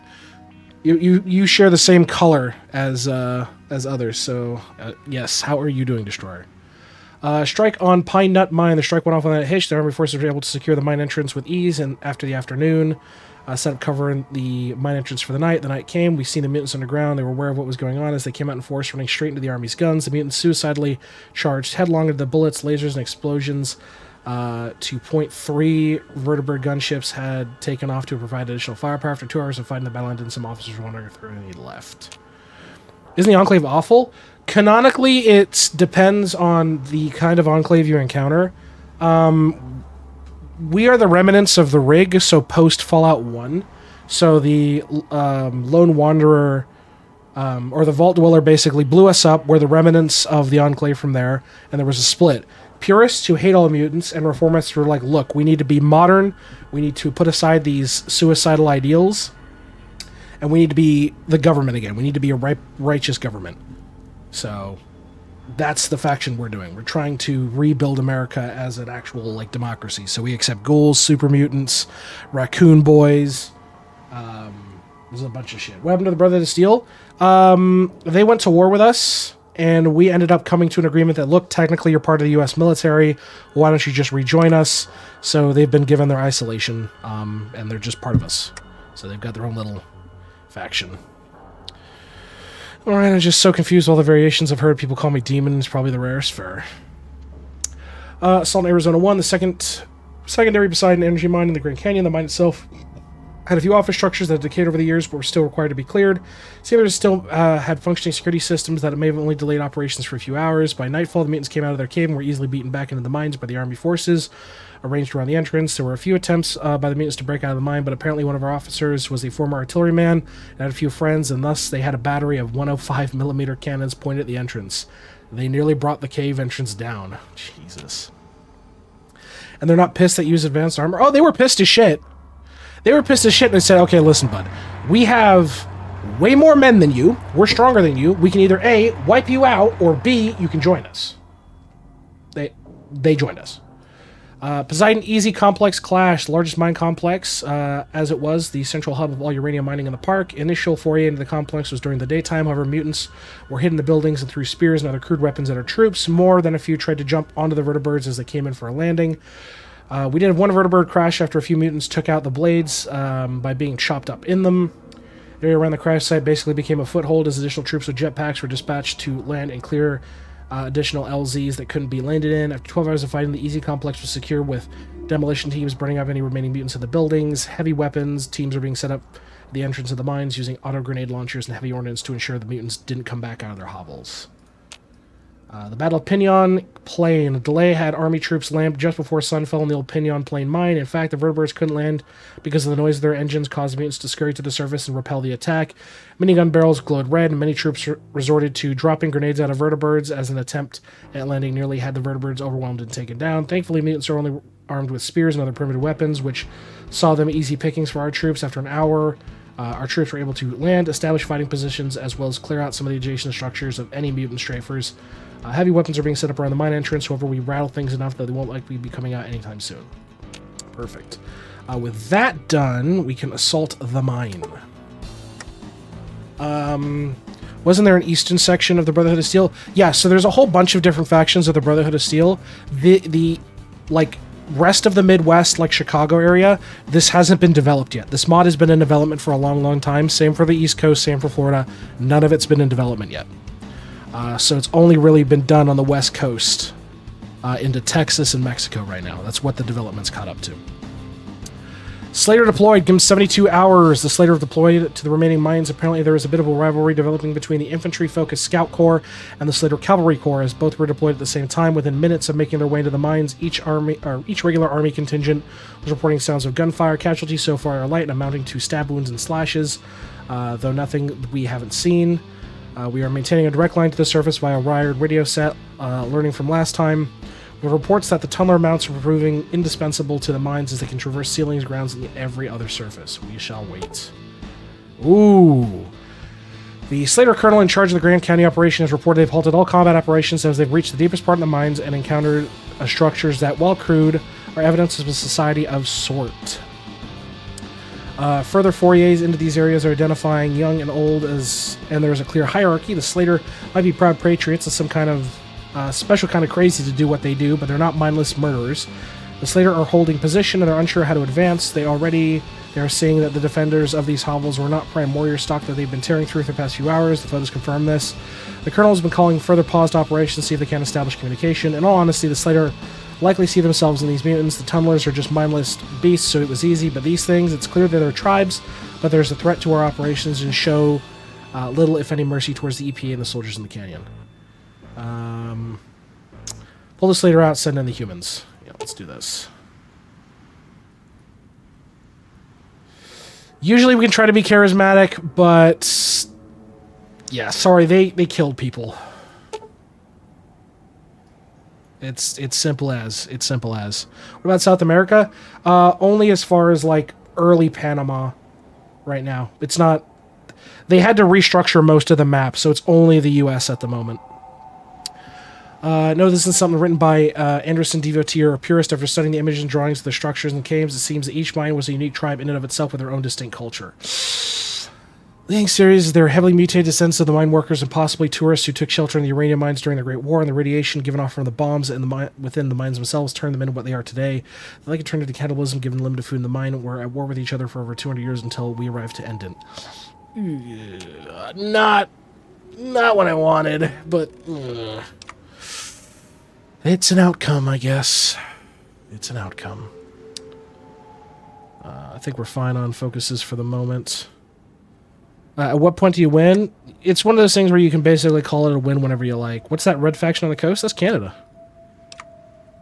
Queen Victoria VI. But yep, we'll keep on going. Make sure our troops are all prepped, got adequate planning, and we'll kick off the war here soon. The Grand Canyon mines fall silent. Officers reporting that the massive mines in the Grand Canyon have been cleared until initial sweep teams finding no survivors, though secondary sweeps are being sent in just in case. However, with that, Director Colas is ready to return his teams to the area. Once we give the all clear, it's very likely the lingering presence in the form of turrets and bots will need to remain in order to assure their area is clear. Initial EPA reports from the Pinion Mine, Arizona 1 are reporting that the mines don't pose any more danger than before, and that they are to be sealed up and blocked off. Colas himself is wanting to convert the old Easy Mine Complex as the main EPA branch in the area to continue to monitor and check the Grand Canyon. Though he's going to ensure that his place has top-notch security because of all that has happened. I don't blame him, honestly. So hopefully we can clean up the Grand Canyon. And we are basically prepping for war. Store the infrastructure that makes, like, no sense. Because we're a foreign power to them. They don't recognize the United States government as being legitimate. They think we are, like, raiders and thieves and shit. So we're just going to have to wipe them out. Conquer their lands, restore order. I mean, they become American citizens. Nothing bad's going to happen to them. We just have to kill their armies, but they will become American citizens. Thus is their right under the law. That any who have broken the law will be will be sent to a fair trial, and that is that. So, it's time to fire off the advance of all of our units and begin one of the final conquests of this campaign. It's time to pull the trigger.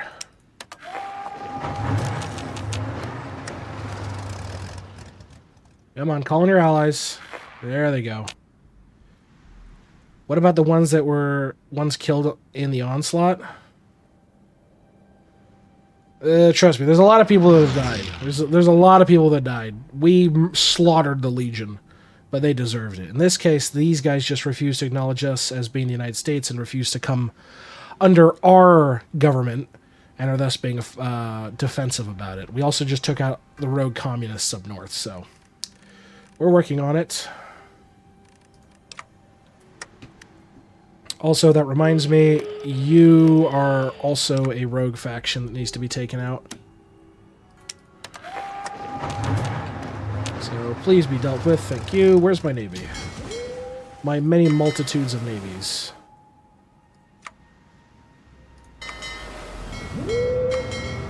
You will patrol. You will also patrol. Let you guys set up in that region. There we go. So we have complete naval dominance of this region. Any of our allies want to invade, they absolutely can. Because this is the remains of a tribal federation that we want to annex. So I can give the land back to Canada. Because once we conquest all this land, it's all going to go back to Canada. If you take over the entire map, is the game says it's a win. Well, in this situation, like, I could have called it a win after just reestablishing the United States, but in my mind, I want to do a full conquest, a full restore, show off the full content of this mod. Because there's still quite a bit of content that needs to be done in terms of, like, focuses and things like that. So, yeah, there's a lot to do still. Do you need orders? I thought I gave you orders. I guess your orders just got wiped out. That makes sense. What else can you do after this?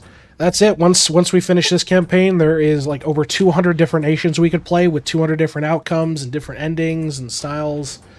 This mod and the sub-mods included for this mod is fantastic. All right, we've honored the First Amendment. We believe in the free press as much as I am loath to do it.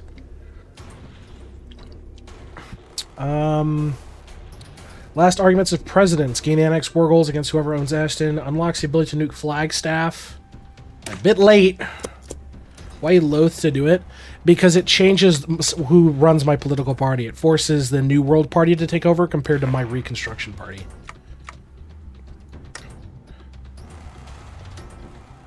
Will could go the purist route if he really wants a challenge. I could. It's boring as fuck, though. It's really boring as fuck. Like, it's not entertaining in the least. But we could do it. Why is it boring? The purists are genocidal maniacs. They want to wipe everybody out who isn't a pure-blooded human. So, slaughtering every ghoul, every super mutant, anybody who's been exposed by radiation, they want to slaughter all of them. They're the bad guy Enclave. It's boring because it's a slog. Everybody's your enemy and you have to fight everybody at once. This one has a special place in the Enclave's heart. Poseidon's oil rig was our home for so long. Mothman wants your shit. As was Navarro, it was Poseidon who sheltered us through the storm of the Great War, and where so many went down when it went up in nuclear flame.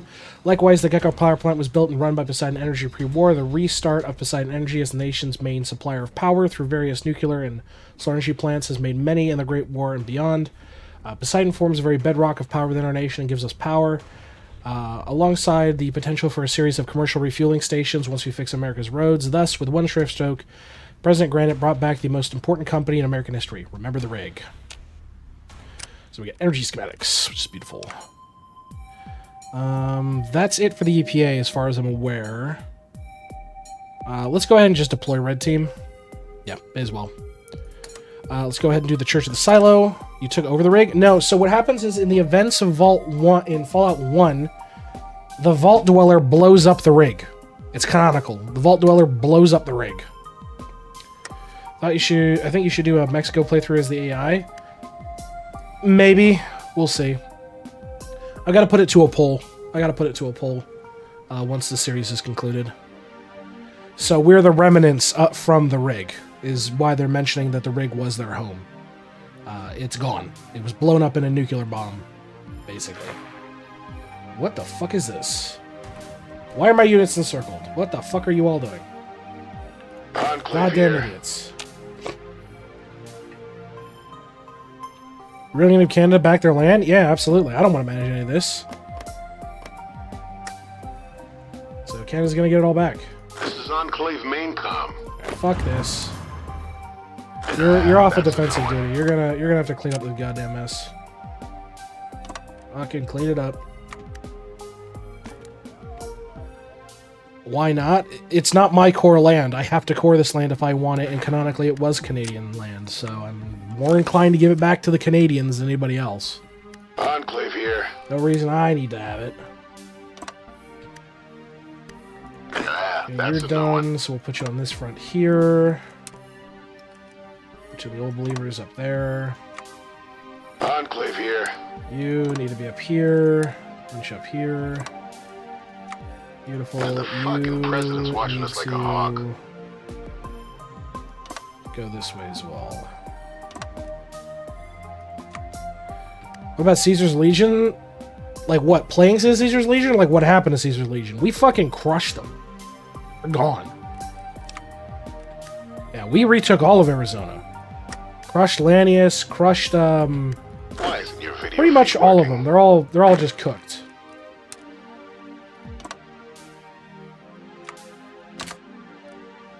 Alright, go out here, wipe out the last of the believers.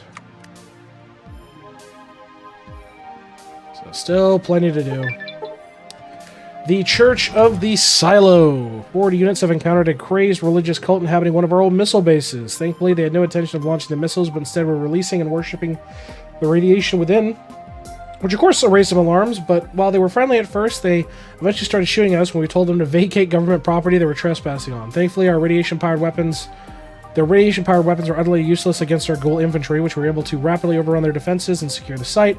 Our engineers are now working to get the base up and running, adding more missiles to the stockpile that we have in Hopeville. It seems the United States is back as a superpower, even if we don't have the whole country back. Great, 2 new missile bases. We'll come back to this later. The last argument of presidents. The sins of our fathers. Straddling the border between California and Mojave are the two prosperous trading towns, Ashton and Hopeful. These small towns boomed in recent years thanks to civilization's recovery. While already on our list to liberate, on our list to liberate to simplify logistics, if nothing else. Recently, we picked up some sort of signals from four military bases. Since the area was home to ICBM... Oh, yeah, we already know this. So, we already know the fact that the Vibe was full of ICBMs, and we're already working on taking it over.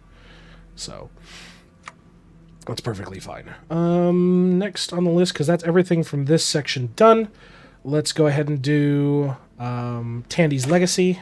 Get all this going. Keep pushing all these units out. God, they had tank units? Fuck me. All right.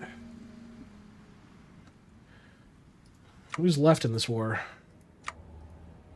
I think it's literally just the Congress of Peoples and the Old Believers. Congress will collapse soon. Old Believers, close-ish. And then the Hyundai Confederation we've got to deal with. We've got a naval invade, which hopefully the Canadians will do it, because I don't want to be fucking bothered dealing with that shit. Yeah, I really hope the Canadians will just naval invade them. We'll give them their land back. Economic resurgence, beautiful. The fucking president's watching us like a Too small to care? Yeah. It's a micro, like, semi-tribalistic faction. I can't be bothered conquering myself. If I have to, I have to, but I'd rather ideally not. Why isn't your video feed working? Yeah, just keep pushing up into the corner. Who the hell is this? The president? Push here, just take it all. Barney, you're done with this war, so let's go ahead and get you on the Spokane front. The president? Let me delete these orders here and make a nice clean set of orders. Enclave here. So, Barney, you're going to prepare from an assault to the north, to Old Spokane. Everything's always You guys are going to do the adjacent side.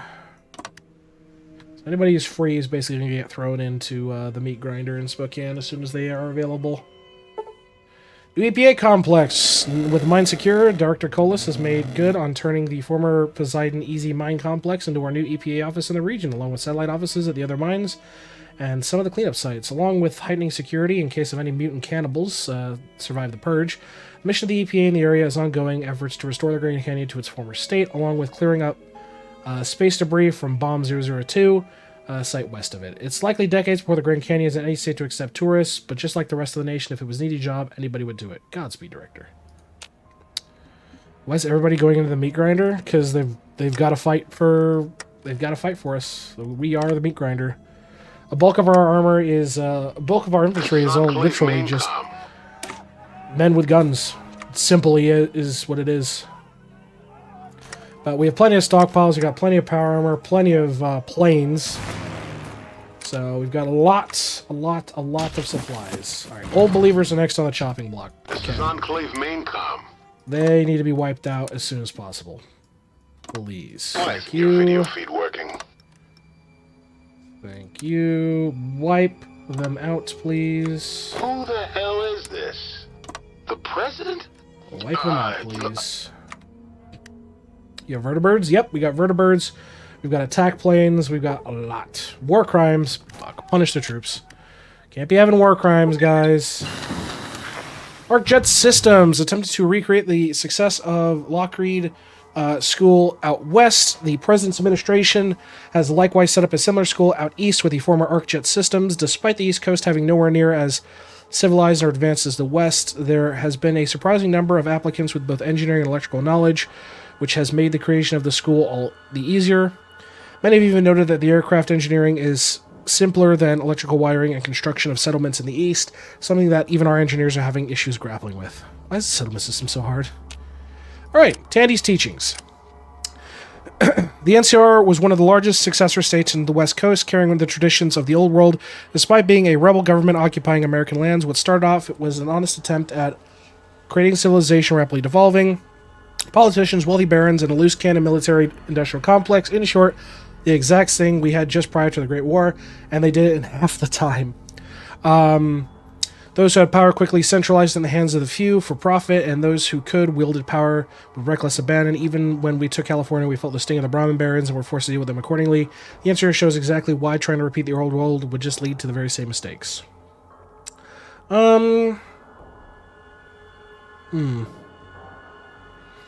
Enshrine Taney's reforms in the Constitution, I think, is a fair agreement. Taney was a good president. Could you betray and wipe out Canada if you wanted to? I mean, they're my puppet, though. Like, they don't really get a choice in whatever they get. They are my de facto puppet. The chains that bind. So as much as they may think they have power, they in fact do not have power. It's the same thing with Mexico. They're my puppet. They don't really get a choice. But you could if you wanted. I could just annex them. There's no reason I couldn't. And we're going to eat all these places. Delicioso. Boom. That is the last of the Canadians conquered.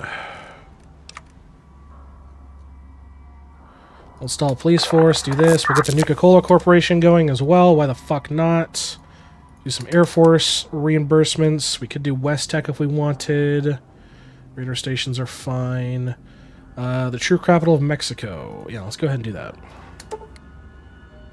With Santa Anna gone and his robot father and siblings vanquished, the cartels corralled, and the flower wars having never bloomed again, there is a rising chorus in La Yucata to return the capital to its historic center in Mexico City. The city itself has been suffering under Tialc and further burned by the flower wars. However, that has not stopped growing the movement from Baja and even to America itself. The return is no easy task for the Baja government. However, assistance from their northern neighbors and benefactor could see the Mexican flag raid over Zocalo Plaza once more. Yeah, absolutely. Let's rebuild Mexico's capital. Why not? No reason not to. All right, with these forces dealt with, how the fuck do we do this with dealing with these idiots?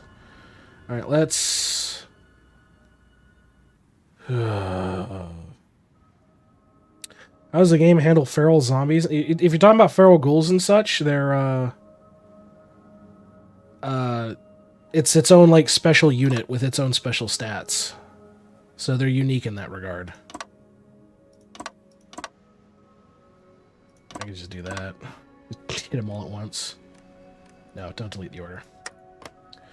How long would it take you to do this? 49 days. Alright, whatever. That's fine. Oh! Hey, Canada's doing it for us. But they've got quite a bit beefy troops here. Hold on. I'm going to pause and have my mega fuck-off navy add this to the region and naval invasion support. Please, please do that. Thank you. You are to never repair again. Get your ass out there. Just, for the love of God, just stop what you're fucking doing.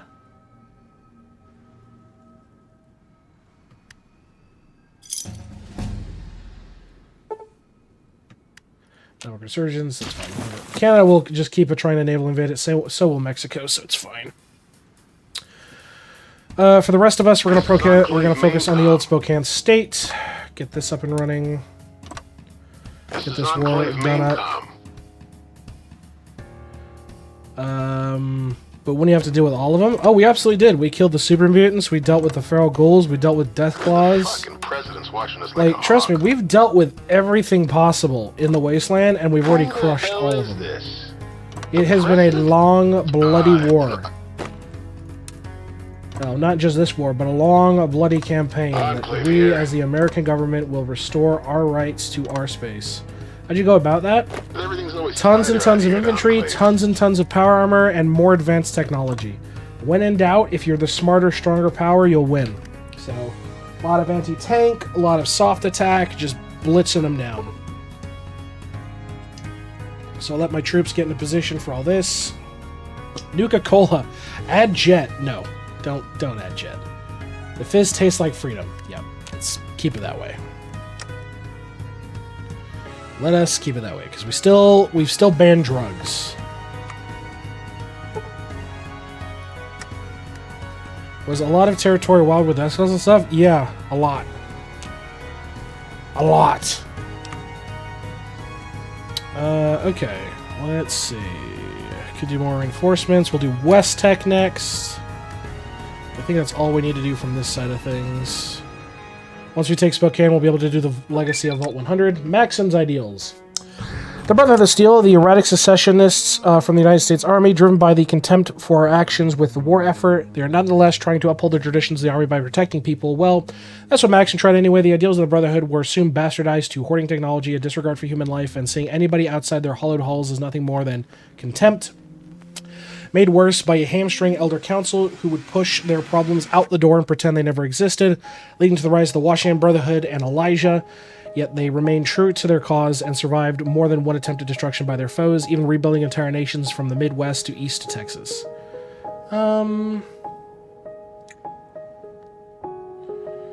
Maxon's teaching seems the most sense in my book. Lyons is good too. Life as technology is important too. Yeah, I think Lyons' standing is better, in my opinion. How much space these factions take? It depends. Some of them were on province miners. Some of them were like huge swaths of land. It's a completely different start, to be brutally honest. Everybody's different. Sometimes they're the size of the Spokane state. Sometimes they're the size of their brotherhood. There's no like definitive real like size. They're all unique in that regard. So we've got the Sins of Our Past coming up. Our troops are lining up for the Spokane conquest. So once they're all good to go, we'll be fine with that. In another 20-ish days, we'll be able to navally invade the tribes, which will be good. Oh my god. Yeah, they're ready and waiting to do a naval invasion here, which they're about to fire off. Yup, here they go. I don't think ours is going to fire. But then again, I don't know if they're going to be able to make it. I don't think they're landing this one, I'll be brutally honest. But our units absolutely will. We're ridiculously strong in that notion. I mean, our logistics alone just cannot be beat. We've got so many thousands of fucking robots, it's not funny. Well, we wish them the best. Economic resurgence doesn't really matter. Like my prospects about Spokane State, yeah, they're dead. Ask any Enclave old-timer, they'll speak of the good old days of America where everything was perfect, nothing was wrong. Ask any old ghoul, and they'll tell you the story of a brutal military dictatorship and unhinged corporate greed. Oppression, automation, food riots, human rights abuse. We can print out all day that America was just a house on the hill, but once you look inside, you never want to look back. America was just as at fault as the communists for its own downfall. The jingle racist leaders on the rigs were too blind to see it. 170 years of smelling their own farts made them even think the worst refuse smelled like a rose. If any lesson of the Great War is to be taught, it's one America. Sure, it's back, but how long? How long until another China? How long until a new weapon leads to another Great War? Freedom paramount. Never forget, I think is a fair take. Yeah, we should not put profits above morals. Agreed. Let's go ahead and do the lessons of the followers. How is Spokane looking in terms of troopage right now? Troops run ready? Fantastic. Yeah, that's a no one. You don't think you have enough forces for this? I disagree. I think it'll be fine. I think you'll be just fine. Goodbye, Spokane. Goodbye.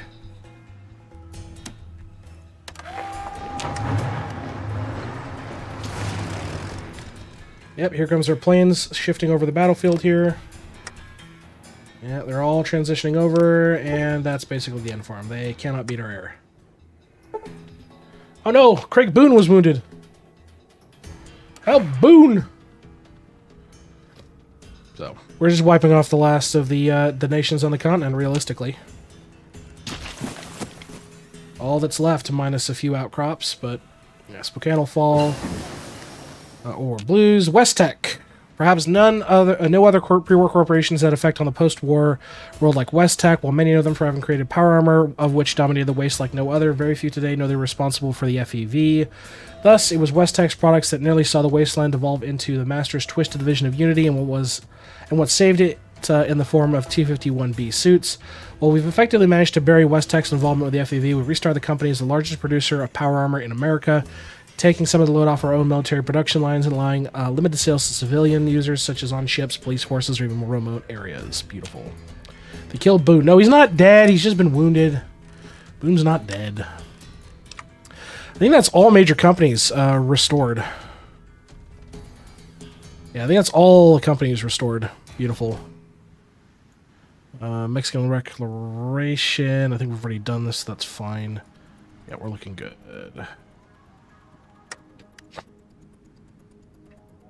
Spokane's nearly done up, which is great. Once we take like Spokane and a few of the outers, we'll be fine. And then we will have followers ready for this. Are you ready for your invasion? Nope. One more day. Okay, you are ready. Go. Launch the naval invasion. Here our boys go.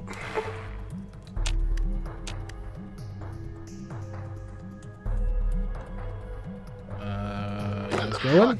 Oh my god, that is such a weird and scuffed way of doing it, but alright. Treasure trove? Oh.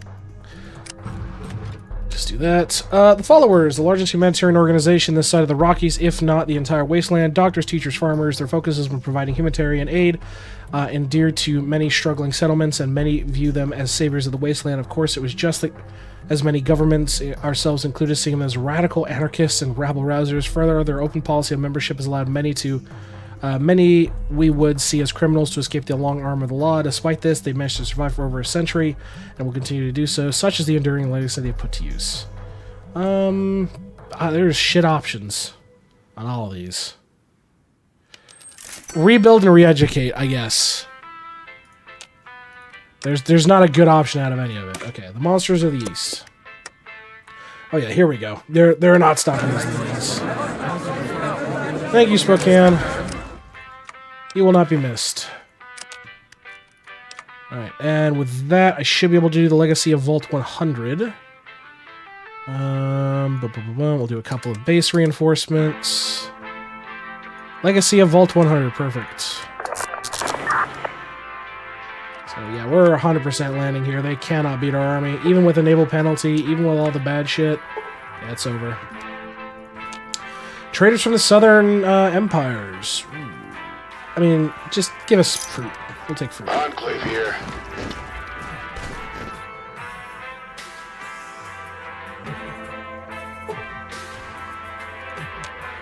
Perfect. Enclave here.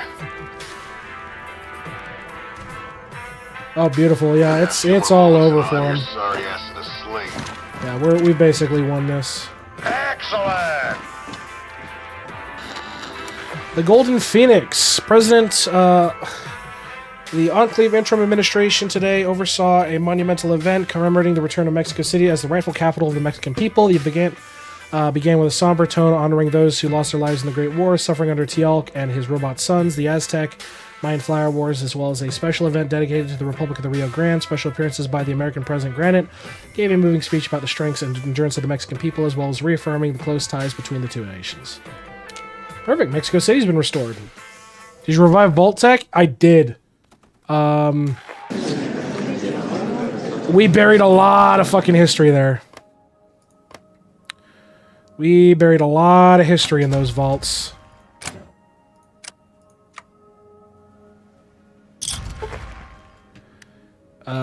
Ooh. Okay, this is related to Vault 100. The old country, in an attempt at civilization, was born from Vault 100, whose insidious test was exposing half the vault to radiation. Those that survived turned to ghouls, and those who didn't go feral became the old country. The humans of Vault 100, however, went on to form the Rot Purgers, a raider faction that terrorized Western Washington in their crusade to remove the affliction that mutated their Vault compatriots. By now, however, they are a force to be reckoned with in Washington, or were until we showed up. Much of their fanatical members lay dead before our feet, and those who survived are ranting about their leaders who will save them. Granted, when one of them is a self-styled Raider Crusader, and some mutated women from a lake, and someone who gets all this information from an 8-ball toy, we're not that concerned. Strange woman, 8 balls, and distributing fucking weird shit. Vault-Tec is a nasty company. Yes, it is. All right.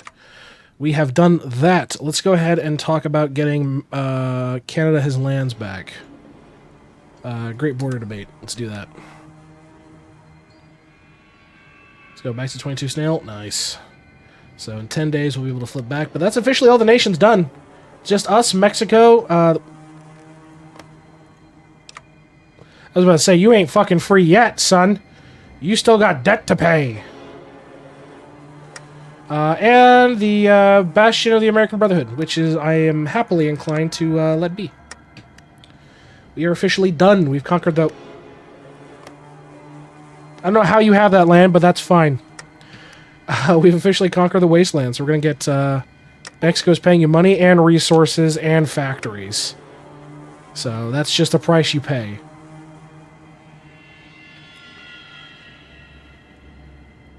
Let me see if I can find the total here. From trade is 206. From subjects is 216. Yeah. And we have quite a few factories. Quite a few. So, Monster of the East is nearly done. Perfect. I mean, if we really wanted to, we could try war economy. Big brain time. Oh, Jesus. We could do Enclave Academy at this point. Like, political power is not super relevant. Yeah, loyal officers as well. We're doing open markets. A lot of good stuff out here. So, Caesar and his legion. To say the legion was flawed, it was an understatement. However, no one can deny Edward made gold out of lead, turning disparate tribes of Arizona into a military superpower that gave the NCR a run for its money, that even took on our troops in power armor, yet the Legion followed Caesar, not his ideals. Many that knew him when Mr. Swallow was removed from the Mr. Salo was removed from the picture, the Legion would collapse to infighting. We know it. It was a contingency plan with a bastard. Taking those mistakes in stride, there was success of the Legion that could be applied to the United States. The people should follow American ideals, not the president. Agreed. All right, and that's that for that tree. We've done this. We've done this. Still got a kind of a few here. Sorta. So we'll just crack these off real quick. Raise the banner high. Get these last ones done. It just can't be done. Well, why not? There's been a byword for a debate raging among diplomats since we restored Canada as the subject of the border. It appears that the powers to be have made it nigh impossible to set the border a straight line. Unlike Mexico, that has been causing a diplomatic row. Suffice to say, those who are shedding tears over a nice, clean, straight line will have to live with the fact the situation at hand does not allow for it anymore. We'll be wasting time to try to come to that conclusions. Yeah. The northern border. With the annexation of Canada in the past, the pre-war government went to great effort to erase the border or mentions of the border from the records. Even our own records are incomplete, as our predecessors firmly believed that Canada was a sovereign American territory. We have no mentions of the 49th parallel, which is what means to us is lost. To settle this, the State Department has sent out their best to New Victoria to hash things out. Leading the American mission, of course, is R.K. Gannett. His interest in building better relations with the Northern Dominion has been working with our diplomats to set about a fair border that advances both of our interests. Canadians have sent a team of cartographers from the Royal Survey Office, led by the Queen's own son, Prince Edward. Thankfully, Gannett was able to strike up a rapport with the Prince. Hopefully that's all they've struck up. Together, they've used caravan maps and some old Arizona maps from the pre-war to determine the layout of the border. However, more than a few have accused him of being too generous to Canada, while others are commenting the border looks ugly. The last party has been told to deal with it. I trust Canada to get the job done. So we're going to try to sort out the border with Canada. Oh boy. What can you do? The Washington Covert Accords. Granite and Queen Victoria signed the Washington Covert Accords today, laying to rest the growing diplomatic row over the border between the United States and the Canadian Dominion. Queen Victoria VI gave a speech shortly after, thanking the United States for their cooperation in providing the best for Canada's future, and particularly the actions of R.K. Gannett and Prince Edward, who were the primary architects behind the accord. Granite has asked that the criticism of the border not following pre-war lines was dismissed, as there were more important things to deal with in the post-war world than where a line was in the map. He was refusing to hear any further questions about the shape of the border, instead focusing on the continued American support. We now should be able to give them back their territory.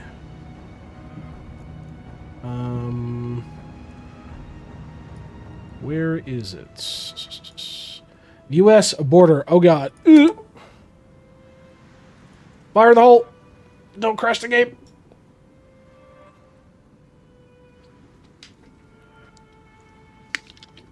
Please don't crash the game. Please don't. I beg you.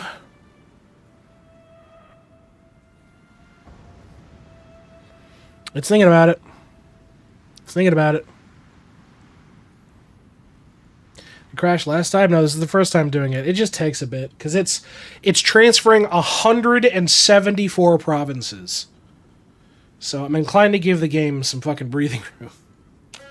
There we go. Would you look at that? The Dominion of Canada, the United States, and the Republic of Mexico. Goddamn beautiful. Goddamn beautiful. Mexico, the land of the sun. Hear the words of an old ghoul. Not everybody has listened to Raul. Could go on for 10 minutes about the future of Mexico, but some people read what he wants to say. Play the events with audio. In the wake of the Great War, Mexico was just one of a number of nations that were swept away in the nuclear fires of China and the United States. In its aftermath, those who survived emerged into a world change, ruled by the machine god Tlaloc, as the American occupation disintegrated. By the 23rd century, Tlaloc's sons vied for power. The Flower Wars consumed more than the Great War, and the great Mexican protector lay dying. Uncertainty gripped Mexico until a force from the West arrived, bearing the flag of the Old World. Very few people expected the spirit of Old Mexico to come roaring out of the Baja. Once a den of smugglers and criminals, Tlaloc's reach didn't even make it to the Baja, and it was forgotten by the machine god. Given surplus NCR equipment dyed green, a few too eager soldiers raised the Bandera de Mexico to lift their people's spirits. Little did they know that only a short while later, those same soldiers would be running over embankments, bayoneting legionnaires, and reclaiming the lands of Mexico as their own. The same flag that was raised in the Baja was flown over Mexico City as the victorious Mexican army retook the city alongside the Yankees. Of course, not everything was perfect. In the halls of the Mexican government, the former members of the Republic of the Rio Grande found themselves out of their depth, working with the militaristic leaders from the Baja, trying to govern their reclaimed home. Fearing civil war, the leaders decided to call upon the one who had guarded Mexico for 200 years. While he was never fully repaired, Tlaloc was restored to assist in rebuilding the shattered nation, easing the administration and working to unite Mexico as though they were his own children. Robots that once patrolled the streets and AI routines that watched over with an unsympathetic red eye now worked to repair and restore, while Mexico grappled integrating the advanced technology it now held. The efforts of the Mexican government and Tlaloc bore fruit, and in the mid-2400s, Mexico became a technological powerhouse and giving it further independence from its northern neighbors. Further south, the end to the Flower Wars was not from a victory of Aztec or Mayan, but Mexican. While controversial long into the future, the Mexican army's advance into southern Mexico saw a brutal end to the so-called Flower Wars. Be it the Psychers of the Aztec or the cyborgs of the Mayans, all fell to the Bandera Nacional de Mexico. Without the protection of Tlaloc, and with the Mexican army assisted by Yankee Marines and air cavalry, the Aztec and Mayans were brought to heel. But unlike so many a conqueror, their culture was not crushed but woven into the tapestry of Mexico. Acts of resistance continued for some time, with reports of holdouts and warrior lodges deep in the jungles being hit by airstrikes courtesy of the Mexican Air Force. The last gasp of the Flower Wars came when an unidentified man was shot dead on the balcony of Heroico Colegio Militar, calling on cadets to reclaim their lost heritage of the Flower Wars. On the eve of the Great War, the United States occupied Mexico with the Mexican army powerless to stop it, and its people suffered. Today, it's arguable that the people of Mexico enjoy a higher standing of living than the Yankees, with the lights of Mexico City said to be seen as far as Texas. In a world reborn from the ashes of devastation, Mexico emerged as a beacon of innovation and resilience, crafting a unique identity that blended the ancient with the futuristic. A strange combination that, at its core, was truly Mexican. As these elements converged, Mexico entered the 24th century, thriving in a culture where ancient wisdom and cutting-edge technology worked in unison. The journey marked by resilience and creativity, essential traits that define this remarkable nation. And that was Mexico's ending. I'd say that's a pretty good one. Mexico's doing a lot better. So cool. We continue on with our own work here. So finishing up all of our important focuses while we blow through time. I mean, realistically, Everything's always tighter out I here think it's in time to Enclave. put our men to rest. They deserve a good long nap. Let's disband the units. Let them put them down. Now Mexico has the tech to flatten us. No, you're missing the point. You're missing the point. We helped redevelop Mexico. They wanted independence. We gave it to them under the stipulation that they give us resources. We help rebuild it. They're not going to attack us. This is not how this timeline is going to work. If they did, we have more nuclear weapons than they do. It's not going to happen. The Warriors of Honduras. Let's get that done. And just keep chewing through time. That's all we can do. Yeah, because the less units I have, the faster I can speed up the process. So we're just going to go ahead and disband some more men and just let everybody rest. Kind of blow through time as fast as we can. Because the rest of this is all like non-event stuff. We still got a few events we can do some clicks on, so... other than that, we're perfectly fine. As we advance further into Mexico, we caught wind of Guerreros de Honduras, a militaristic nation claiming to be fighting off the horrors of South America. Thing is, no one can quite agree on what lies south of Honduras and the Darien Gap. Traders from South America claim that the raider nations and monsters of the jungle, and we're inclined to believe the Hondurans, despite appearances, they are a stable and sizable government in the south, that are more open to receiving additional assistance from the United States. You guys like power armor? Okay, that's fine. Yeah, Honduras is back. Here you go. Yeah, you guys like power armor? Yeah, you're now our little shit. And surprisingly, they actually kept their focus tree. That's kind of crazy. They usually don't. So what's left in the mod we haven't seen? Area 51, finishing up Nuclear Command, Restoration of Navarro, finishing up the DoD tree, finishing up the Arsenal Democracy tree. Not as much like Conquering, because we've basically already done that. It's more like final touches on things. So, I mean, we'll do the Texclave, but as far as I'm aware, these just grant focuses. Just war goals. But we'll get them done nonetheless. If they just do war goals, then I'll just ignore them.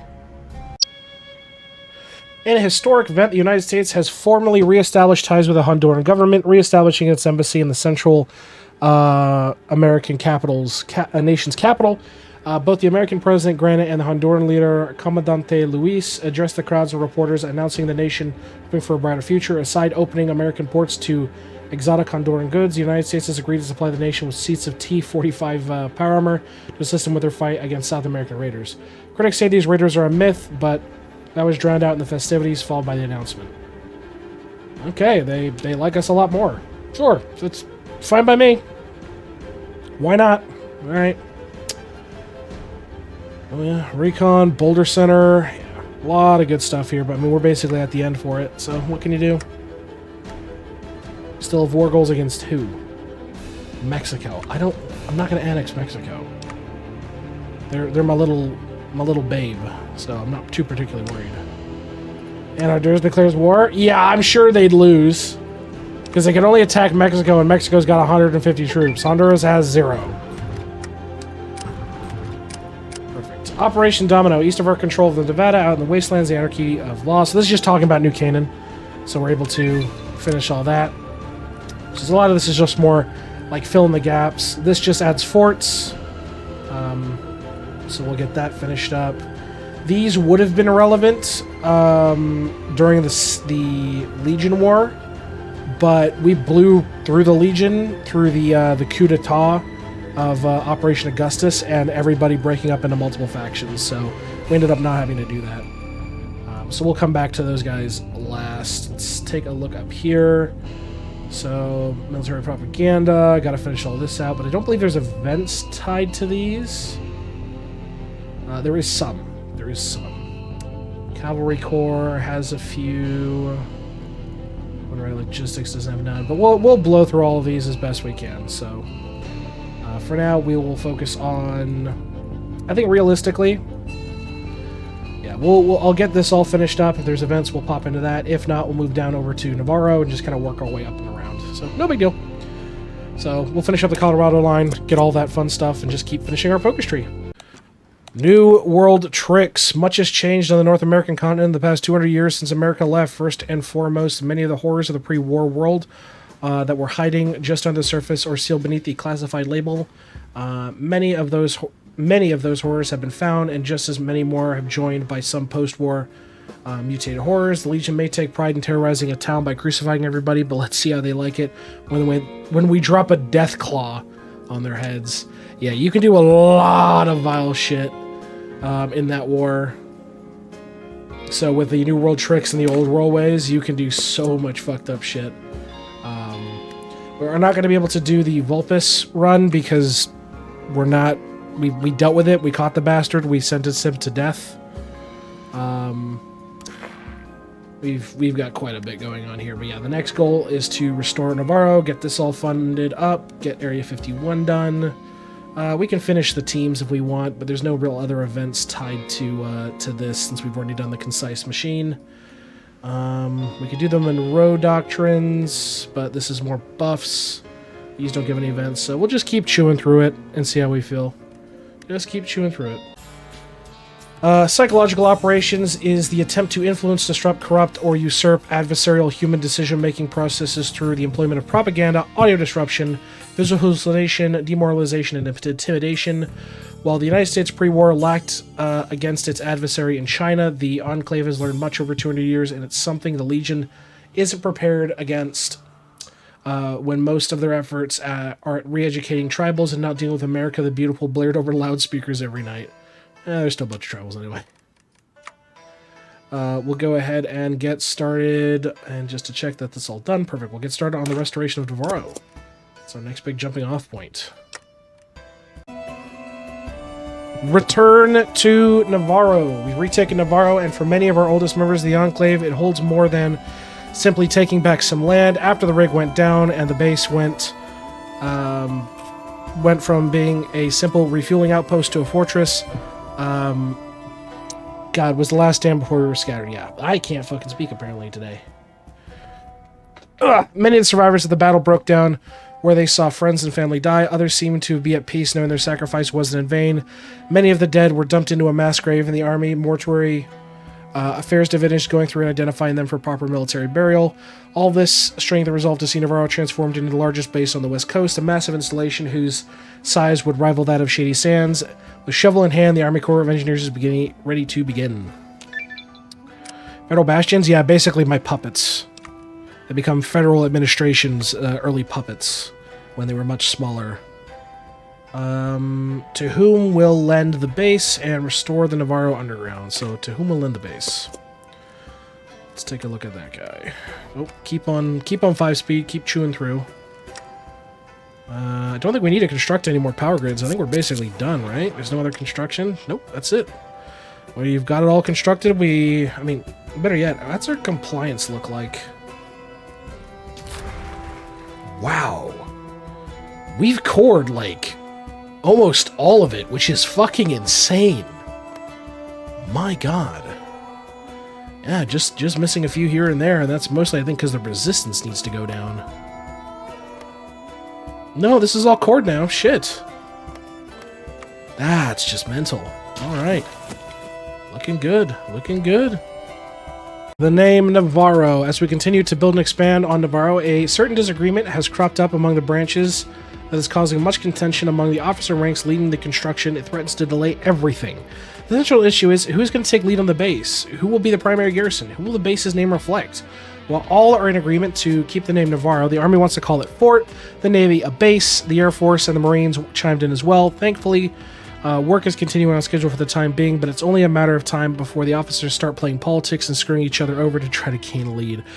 For Granite, who normally was above such matters, being he was the President of the United States, saw Navarro's importance on American history as too significant.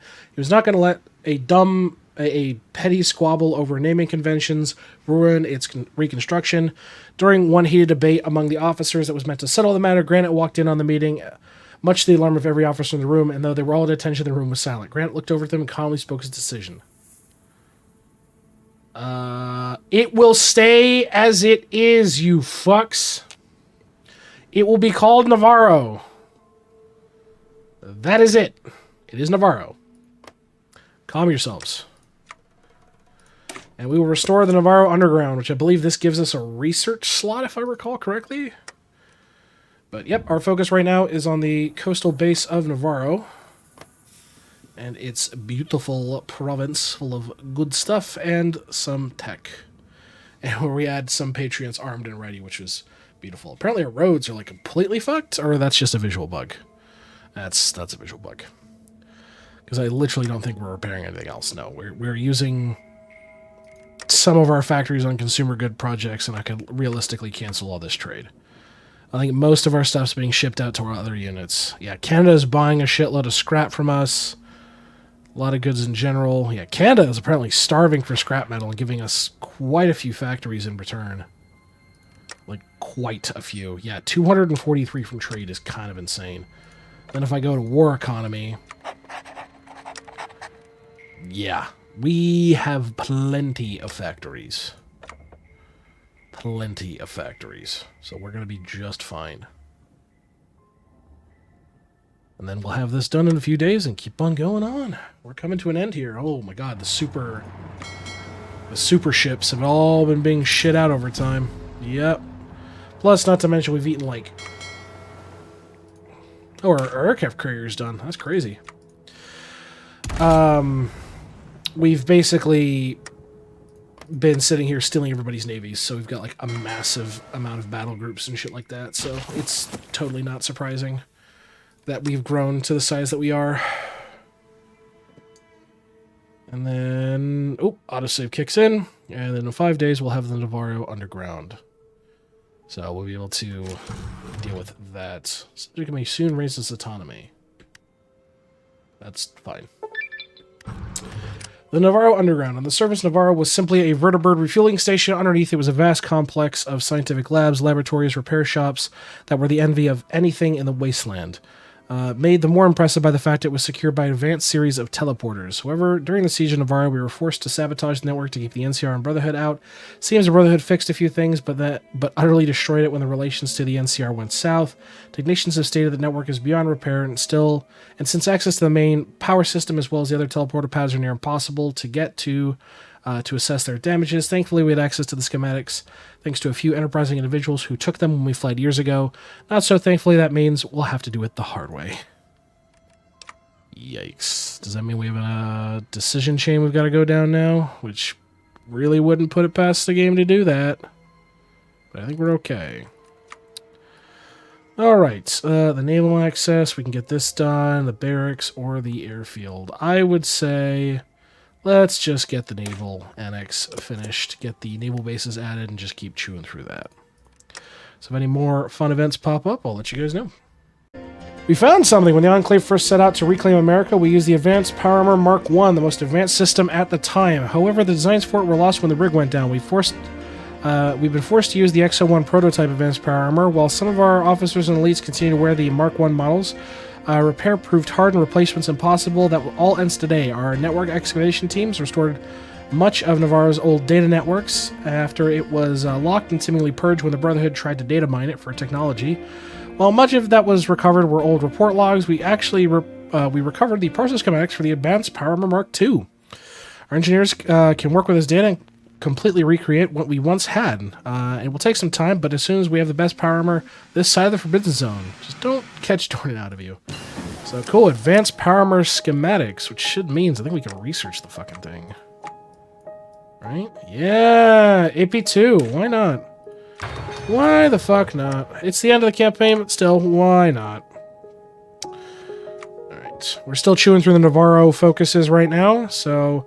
We've done the naval side, no events there. We're doing the Air Force side, so we're going to do the hangar next, the Air Force training simulator. Just keep working on Navarro's restoration. Keep you guys up to date on that. Now, with Navarro done, we're going to finalize with the Fortress Sierra. So Navarro is all built out with all of its facilities. It's received its chase defense guns. She is a strong, strong gal. She can defend herself. We'll finish up Fort Sierra, then we'll drive on down here to finishing up Area 51, get that all up and running, and yeah, move on from there. We've still got to do some of the stuff for here, but this stuff takes quite a bit longer. There is no real events tied to this, as far as I remember.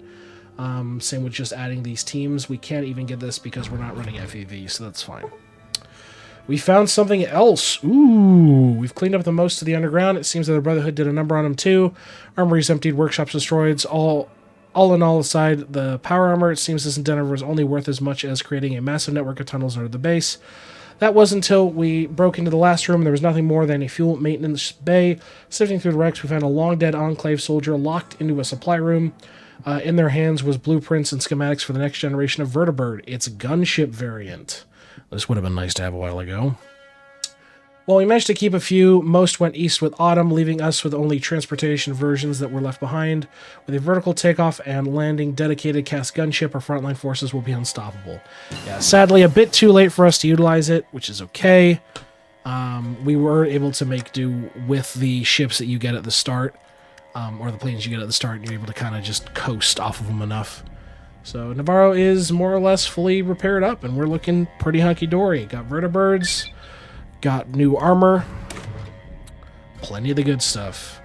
Now on to Area 51. Let's go ahead and investigate the labs. Let's find out what's actually in those labs. Let's find out if the A's are real. With Area 51 under our control, Enclave scientists are sifting through the remnants or the reams of pre-war data. It appears that the pre-war United States was monitored by vast intellects, cool and unsympathetic, and their technology was studied by the military. We could pick this research up, but there may be consequences. Press every button we can find. The A's are real. Ever since we started putting the vertibird gunships in the air, the Navy's been taking a keen interest, so we're able to get the VB-02C Seabird. Okay. And then we got new tech. We've got plasma.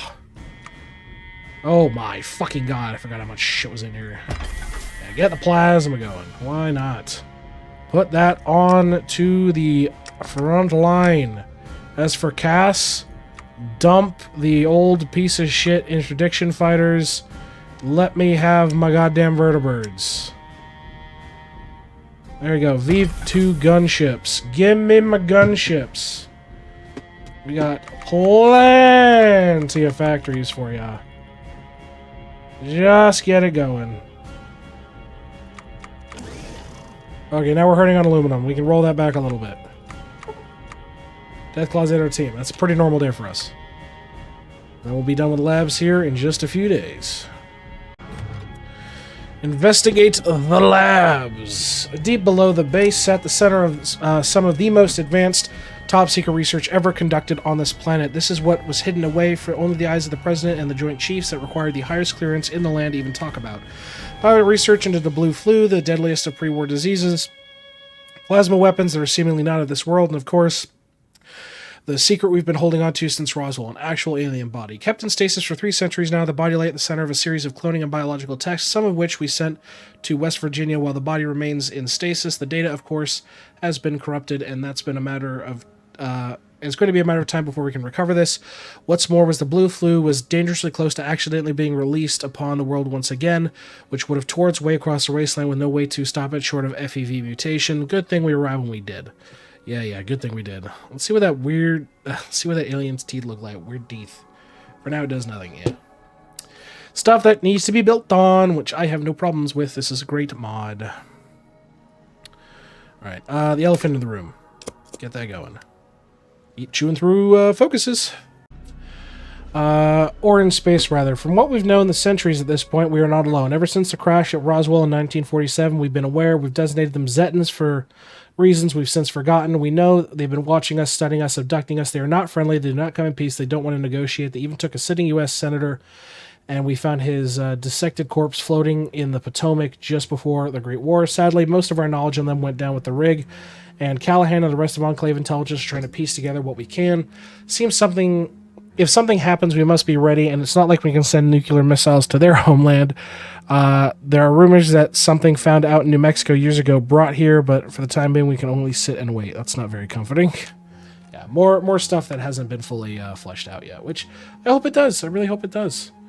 All right, we'll do Area 25. And keep chewing through our timeline here.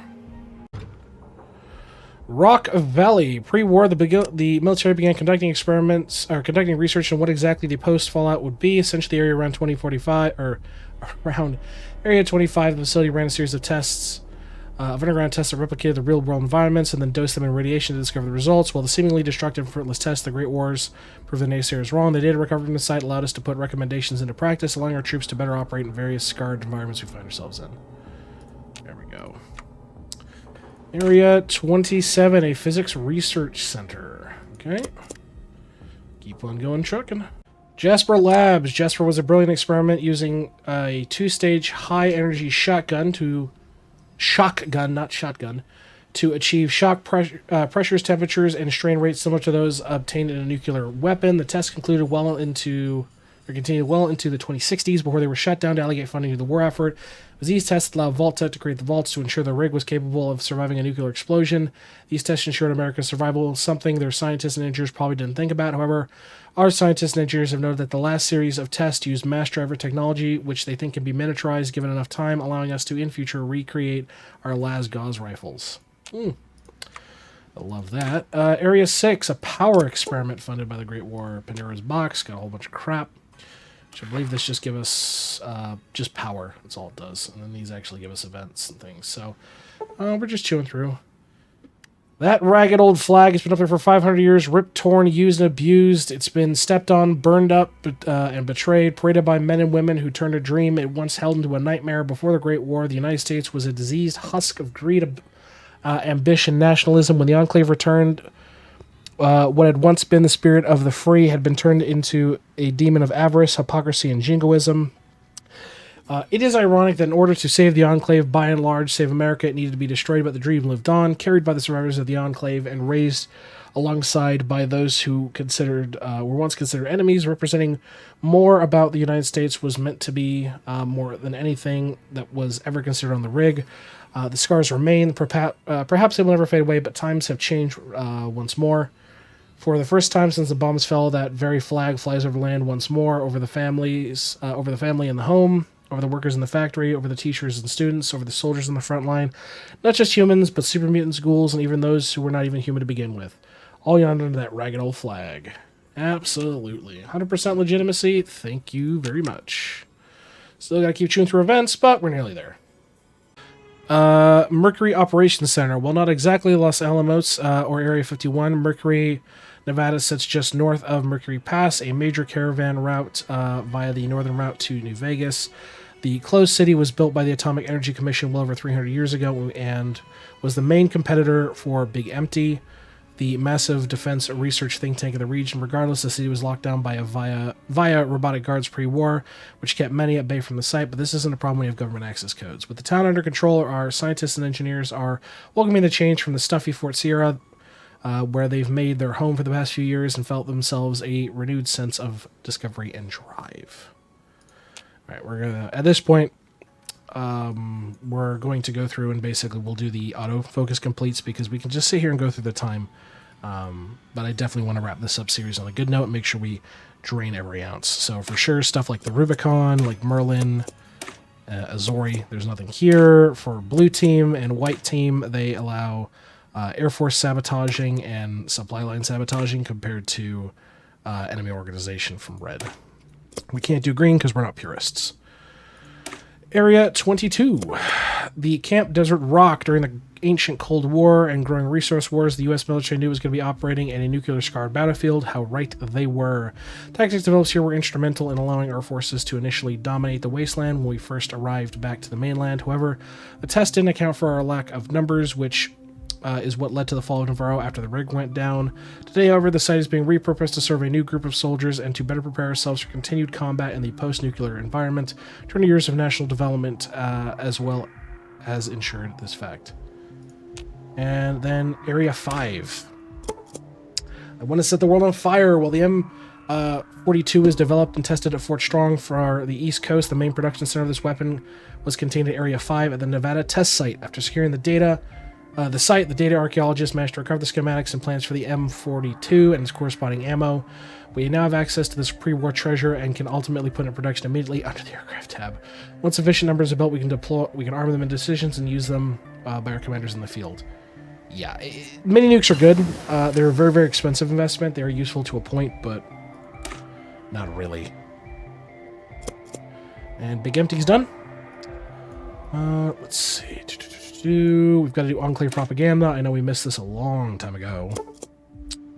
What is the Enclave exactly? That's the question I've heard many times when setting up shop in New Reno. What exactly is the Enclave? Why it's the American government hidden away, safely away in a vault off the coast. The Enclave worked tirelessly over the years until a terrorist attack destroyed their dreams of recreating this great nation. There are those who say the Enclave took this fatal blow to never return, its armies and people burning in nuclear fire. I'm here to tell you this is ridiculous. You can't live a dream no more than can you kill America. As long as the dream lives on in the hearts and minds of America, so will the Enclave. That is you. That to you is my promise. This is your president signing off. Just getting recruiting ad seems nice. There you go. All right, that's completed. This is completed. Perfect. So previously, I believe we went down to home defense. So we did home defense, civil defense administration, civil air patrol, National Guard. So these are all great by the way, but I horribly underutilize these completely. And then Army Reserves. Military propaganda is fantastic for mobilization speed, organization, and reinforce rate. Mexican engineering is good if we were doing a heavy robot run. Wartime draft, I don't ever like researching this. There's realistically no point in you ever doing it. It's one of those things where it's like, okay, why? Let's see. We will reform the general staff, get these going, so we'll do a new generation of officers, sacrifice some base stability. Officers by merit. The officers' core reforms, so we'll be able to rebuild the Pentagon. So after the Great War, much of it remains the U.S. military, where the elite teams stationed at the key installations and whatever remnants were scrapped up along the way. Over time, the elite individuals form the core of the Enclave military for the next 200 years. Of course, time has a way of changing things. As the elites grew old and the next generation was born, this new generation was trained by veteran elites, and the next generation as follows. The system worked well for a small force that was the Enclave. As the army grows to several thousands, if not million, men and women, we need to change. Pre-war, the branch is consolidating training under the Army's training and command doctrine, and many of its records are still intact at Fort Sierra and elsewhere. What's more is we have veterans experienced in the wasteland warfare that can be easily form a cadre needed to restart the old TRADOC and bring forth the next generation of the U.S. military. Military academies. Let's go ahead and get that going. And virtual training, which I believe gives us some new decisions here. Let's see. Yeah, restart the Air Force Naval Academy in 200 days. Onto Leggett. And then we can't do this because I don't believe the base is in our control anymore. That's fine. We'll repair a turbine while we wait. We can't do this because we don't have TLX energy programs, which is fine. Air Mobility Command. We'll go ahead and grab this. There's no event tied to this. Flight School. Nothing can stop the U.S. Air Force. The Enclave has always been masters of the sky. From our very return to the shores of America, we operate vertibirds, allow us to strike the targets with impunity and deploy strike teams at a moment's notice. However, times have changed. With our expanding military, the Air Force is rapidly growing its vertibird fleet, and many wasteland nations are starting to grasp the finer points of flight, even if it's just a glider launched off a Brahmin cart. The Air Force commanders have gotten out ahead of this and begun a recruiting campaign promising wages, technical skill training, and the chance to soar above the clouds in an aircraft rather than slog it out on the ground. We further expanded the scope of this of their operation, taking on the decisive and pragmatic approach to aviation. Exactly, we're bombing with vertibirds. And then, realistically, we'd probably go Danger Close, and then the Air Force of Tomorrow.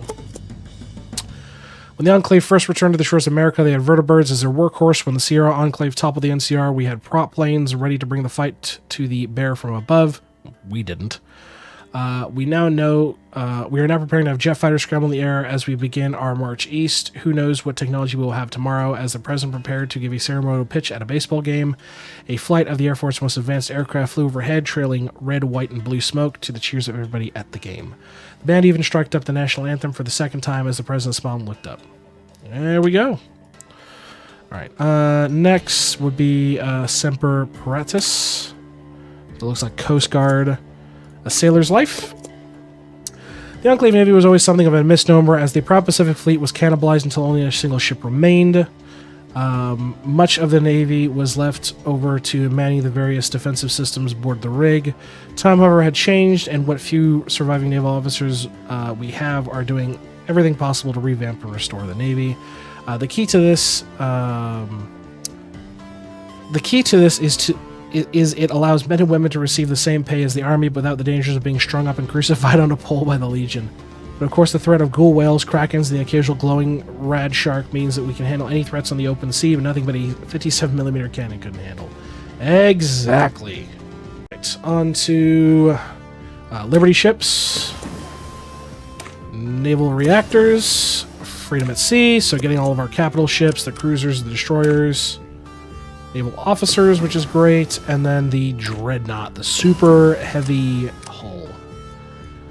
Shock troops, I will come to the Marines here in a second, but shock troops I don't think have anything. Yeah, we'll get these up just to make sure we don't miss an event. War machines for sure don't have anything as well.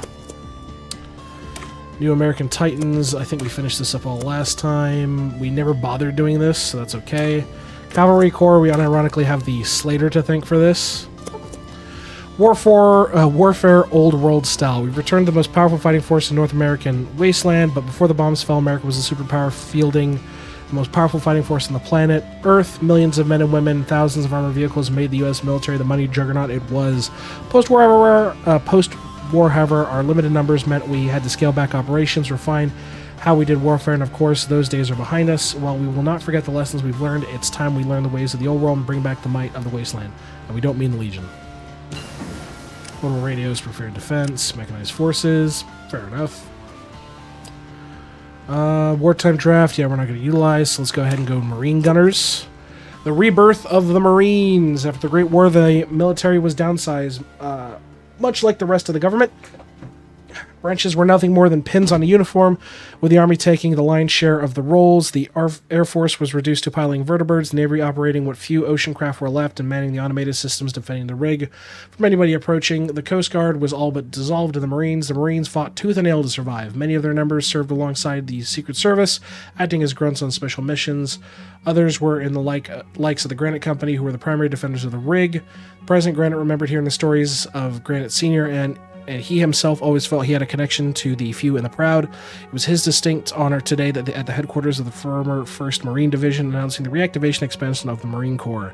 In an evolving process, Marine attachments will be paired out to active units in the field to develop Marine tactics in a post-war wasteland. These units will gain experience needed to form cadres of future Marine officers. The NCOs will eventually form the backbone of the Marine Corps. Beautiful. The few and the proud. It was my great privilege to preside over the activation of the first Marine units in over 200 years. These were the words spoken by President Grant today at the ceremony of the Marine Corps Base 29 Palms as he presided over the activation of the first standing Marine units since the Great War. Much of the new Marine Corps are to be made up of the Marine detachments that have been serving alongside Army counterparts, as well as aboard naval warships in the past few months. The President spoke at length that it was his hope that these units would go on to represent America not only on the forefront of its return east, but also abroad in future missions undertaken by the U.S. The United States to explore the post-war world. For now, however, the Marines are to undertake the missions across North American continent, acting as in between of rank and file Army infantry and the powerful power-armored backbone of the American military. At the same time, Marines will still be attached to Army units to assist in operations and stationed aboard ships to provide assistance in gunnery. Semper Fi. All right, that's everything done here. We finished this doctrine a long time ago. I don't think we're done with everything else here. All that we have left in theory, minus clicking one decision, is doing the Arsenal of Democracy. The Forge of Freedom. Pre-war America was known as the Arsenal of Democracy, and its industrial capacity was unrivaled. Even the Chinese communists couldn't hope to meet the output of the United States during the war. It was only the Great War that brought it to the end. Today we're surviving... Today, the surviving husks of the pre-war era are still looked at with envy by every supposed post-war industrialist. If we were to reestablish such power, the wastelands would have nothing to stand against us. We could produce weapons and armor by the thousands, while they produce only in the tens. Or corporations like Robco, Westtech, meeting alongside new startups like Fangraphs and Tim Tanks. But of course, there's the fact that very few corporations that drove riots at home and sent the world into the death spiral along with the communists. Long ago, the United States military made everything in-house so we could do it again, though we would be sacrificing the output when compared to doing it. What we could be doing, the debate among the military commanders is reaching a fever pitch. Let us light the old world fires. Power of the Old World is one of my favorites. So we need to get the Defense Contracting Office, which sucks because, you know, it's not cheap. There is a cost. We'll go ahead and just work through this. So, New World Contractors. Echoes of the Old World today. The President spoke today before Congress asking for the legislative body to take a greater role in the military industry. By asking the executive branch, it is the President's hope that the two bodies will create a checks and balances system to prevent America from traveling down the same dark road that once led to the Great War. Senate leaders expressed enthusiasm at this prospect, though military hardliners voiced their concerns that such a process will slow down the military and cause needless death as America's enemies outmaneuver a hamstrung procedural process. We won't make the same mistakes as the past. Old World Contractors. Announced the Old World Initiative aimed at restarting pre-war American industry. We've done all this. The President dismissed the facts, these claims on fact that there is no communist China with which to threaten America. It's true. We're eating a lot of our trade tariffs. So, military attaché, lowest bidder, fucking sucks. And then old world factories. We got pre-war manufactories. I don't believe. Oh, okay. So this gives us these. The pre-war industrial facility that just shits out units. And I think it's like dumb fucking expensive too. It's like really, really dumb fucking expensive. It's 12,000. It's actually just slightly more expensive than a civilian factory, but it just produces a crap load, which is just great. King of the High Sea. The Navy for the New World. After the Great War, they atrophied to a single carrier and a few personnel manning weapon stations aboard the rigs. Yep. Already knew this. The Navy's completely cooked. Guns of the Fleet. Short. And some guy named Bill or the River Armada. No, some guy named Bill. Some guy named Bill. Bill never had it easy and somewhat of a laughingstock amongst the dockyards and shipbuilders of California. From a young age, growing up among the shipyards and the wharf, he was fascinated by the large pre-war ships that littered the boneyard. The large size, imposing scale, how they dominated anything that had been made post-war. Working hard, he took over his father's repair ship business, expanded it with a division he named after himself. Sadly, in the wasteland, that could barely understand how engines work. The idea of a floating giant pre-war battleship was seen as a fool's errand. Bill found some work, but was never taken seriously. Only his family's successful repair business kept him afloat. It seems that Bill would have put the shutter on his dream, and then the Enclave arrived. They were wanting to restore the Navy to what it was pre-war. This meant Bill was just the man in the wasteland with the capacity to do it. He actually, he was the only one in the wasteland. Bill accepted without hesitation, even when he could have negotiated much higher. When Bill passed away in 2332, he passed away with a man with a life fulfilled. God, he was around for a long time. Jesus. Leaving behind a legacy that was the largest Navy post-war world had ever seen. A true American hero. Good guy, Bill. The Army comes rolling along. Our first few years on the rig were tumultuous time, as many members of the military, used to massive factories and forward thinkers, having everything reduced to a handful of production lines aboard the rig led to more than one shouting match in meetings and inspections. It took the power of the president and the Secret Service. All they had to curtail the military commanders from executing the production chiefs on the rig. Those days were thankfully behind us. What with the Old World Initiative in full swing, the Army is finding itself basking in the power of the Old World. Factories producing everything needed to wage our war of unification across the continent, but every journey needs to start with a single footstep, and what step shall we be taking? Focus on arms development, realistically, but I can still do vehicle development anyway. Pass the ammunition makes the equipment worse in reliability, but cheaper, and we don't use as many supplies. Just cheaper power armor and infantry equipment again. Power armor production lines. Great centralization of that. I honestly, out of the two, I prefer power armor production or power core production for the reliability.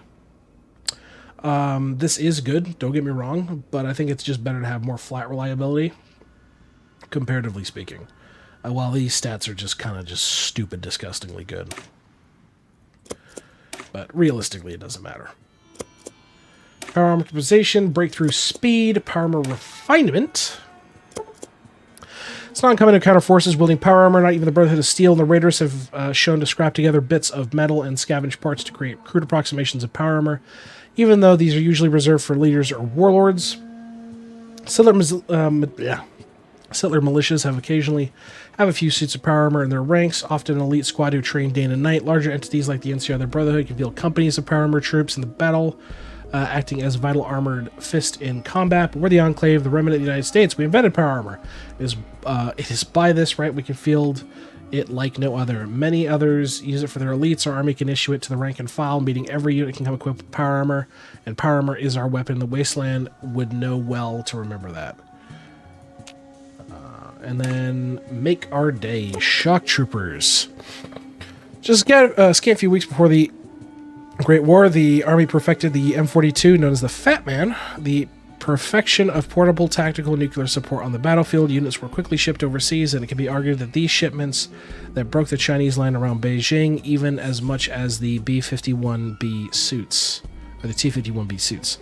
Now, America again calls on the M42 once again to break the backs of those who wish to see it snuffed out, be it the bear, the bull, the demon in Seattle, or whatever lies beyond. Well, commanders have had access to a limited number of M42s and the corresponding ammunition we could develop. The Fat Man was never meant to be used as a strategic weapon. It was meant to be used directly on the battlefield. After several months of work, we managed to reverse engineer enough scavenged Fat Mans to begin rebuilding them. Yeah, but we kind of already have the tech from Area 51, so it's fine. Next on the list is rebuilding the arsenal. Where industry once was, we took a look at the wasteland. One will see a decaying husk, the remnant of what once was. Crumbling buildings crumble, towns decay, and while some places like the NCR made efforts to restore the ruins of the old world, much of it remains as it was for 200 years. Well, no longer. With the old Wasteland Initiative at our backs, we will successfully transform the wasteland from a sea of ruins back into the monuments of success they were in the pre-war years. It may take years, decades even, but we'll get it done brick by brick, board by board, beam by beam. Let's get back to work. Rail lines. Let's get some rail lines going. Standardized building plan. Yeah, the problem with doing these is it eats at your consumer goods pretty damn badly.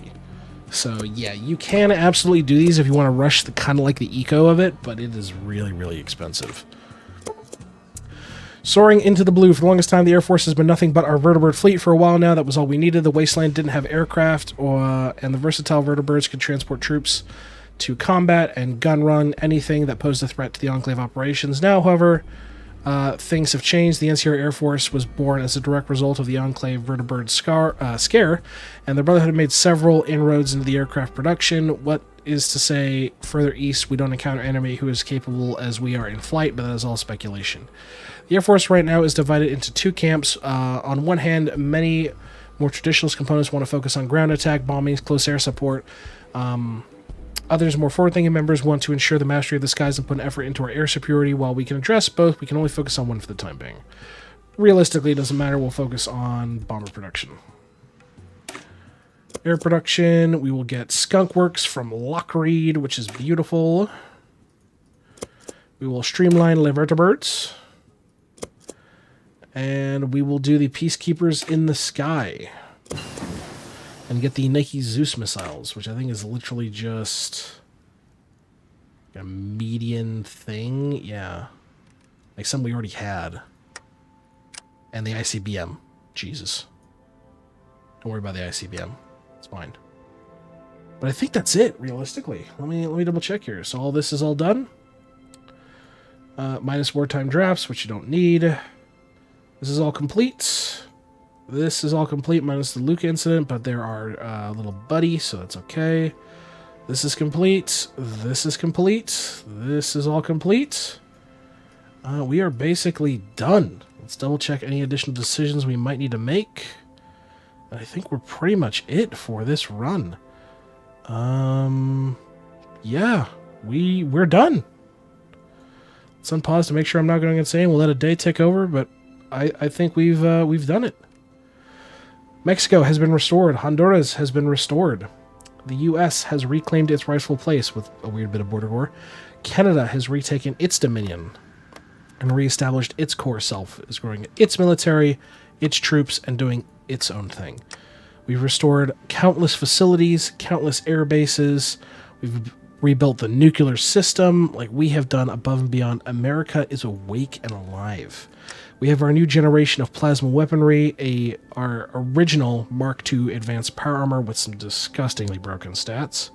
I think it's time for us to hit the button and put a close on this saga. This is probably one of my favorite series I've done to date. I love Old World Blues. I love doing HOI4 content. I love Fallout, as you guys know. So why don't we click the button to say who lives and who dies, who tells your story, and go through the final chapter of this Old World Blues Enclave Reborn Redux epilogue. And so, the North American wasteland watched as the old world merged with the new. The wasteland remained forever changed as the specter of the United States rose from the ashes of the Great War and laid claim to the continent once again. Granite, the son of an Enclave veteran and the hero of Arroyo, had taken the Enclave, and with it, its dream to restore America. But what became of it? Did Granite live up to the ideals of the Founding Fathers 500 years ago? Or did he forge a brave new America in the face of this dangerous world the United States found itself in?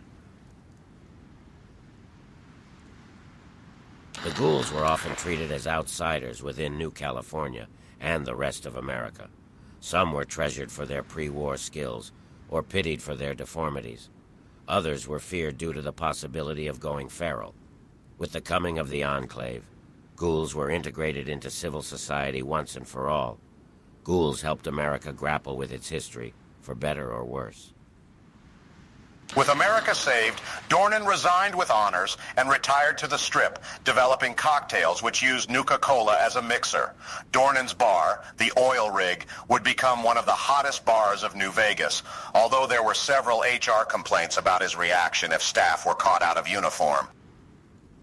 Granite continued on as president for many years before finally stepping down, restarting the tradition of presidential term limits instead of serving for life that had become the way of life in the Enclave.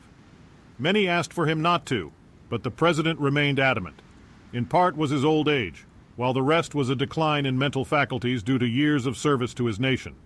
For a full life of service to the American people, Granite was given the title American of the Century, before finally retiring to a modest abode north of Arroyo, overlooking the Pacific Ocean. And what of the Enclave? The pre-war specter that was the U.S. government that hoped to bring back the United States to the American shores. President Granite buried any and all evidence of the Enclave's previous actions, with the dark truth of the pre-war government and the Enclave buried at the bottom of the sea under the radioactive metal hulk that was the oil rig. President Richardson, the man who nearly delivered the world a second Holocaust, was elevated alongside great names like Roosevelt and Lincoln for keeping America alive and well. For a time, this saved face for the United States, who maintained their legitimacy in the eyes of the public. However, as time drew on, the old ways creeped back in, as the government began taking necessary approaches to problems that bordered on unethical. A missing reporter, a silenced critic, a military experiment on an unsuspecting small frontier town. America shined bright, but only because the light was before a dark growing cloud. Gannon's mother fled from Navarro after the fall of the oil rig, but Gannon returned to the Enclave when Granite was elected. He was one of many who put their hopes in the dream of a better world, and found his faith justified. Oh, apparently it decided not to give me the last of it here. Gannon would serve as the mayor of New Vegas for 2 terms before retiring to practice medicine in Freeside. He would continue to complain that his partner made him carry too much when he went camping until his dying day. After the end of the Great War, freedom of speech vanished from most of America. Would-be despots crushed dissenters in the name of security, progress, or just because they could. Under the Enclave, the First Amendment was restored, and voices silent since the Great War spoke out. Fueled by the dream of freedom and the economic boom that followed reuniting the wastes, a new type of music arose, which the kids call New World Blues. It's about letting go of your first love, because you've met your next. It's about letting go of the past, because you've got to enjoy the present. And it's so poppy that everyone's parents hated it. Edie, play Party of the USA. House once said, if you want to see the fate of democracies, look out the windows. But House didn't address the fact that pre-war America was not a democracy. Granite's dream was to restore America at its best, and that meant the land of freedom. Deciding not to seek a fourth term after the war with Chicago, Granite stayed silent during debates over the Brotherhood War, the Hawaiian Conference, and the campaign against the South American raiders. Those debates, bringing forth millions of voters across the reunited states, were simply democracy in action. The Enclave once believed that wastelanders were mutants fit only for extermination, and even many reformers within the Enclave viewed the wastelanders as, if human, second-class citizens. More than one centrist saw the wastelanders as humans, but inferior stock, who needed to be salvaged through genetic testing and other programs to save the American people. Under Granite, America tried to live up to its founding ideals, that all men are created equal. Wastelanders, vault dwellers, and Enclave purists all lived together, continuing the American experiment. The Great War saw an end to the America of old, snuffed out in the blinding flash of nuclear bombs. Worse still, those who sought shelter in the vaults for safety were subjected to horrifying experiments at the hands of those who claimed to protect them. 200 years later, however, the government had returned to the mainland, and under the Enclave, America was reborn, the stars and stripes flying high over the land. And while still a far cry from the America of old, it gave people hope. Where raiders, knights, and barons once tread saw communities, families, and the first progress in centuries. America had come out of the Great War a little battered, but better than it ever had been. As the 2300s closed in, the future had never been brighter. And God bless America. I want to thank you guys so much for taking part in watching the series, enjoying the series. This has been like my first attempt to come back to Old World Blues content and HOI content in general in quite a long time. I'd love to do more of it in the future. I'd love to get feedback on where I can improve because, let's be real, my editing style is complete shite. I'm still trying to get that shit down. But I will say this has probably been one of my favorite series/videos I've recorded in a long while. It's been fun to do your power trippy nonsense, even after we had to quote-unquote diverge the timeline and restart the run. But I am thankful for you guys' support. It keeps me going, seeing, the views we're getting, the likes, the comments, all that stuff means the world to me. And I want to keep creating content that people are going to enjoy. Even though, yes, I have a voice that doesn't even fit for fucking radio, and I'm arguably a shitposting VTuber whose chat is the equivalent of feral raccoons, minus a few innocents in there, and they know who they are. But it's come to that time. It's the end of the series. As for what's happening next, who knows? Potentially a purist run. Potentially we'll do Republic of the Rio Grande, maybe the NCR. There's plenty of content in the Midwest as well, the Republic of Three Rivers.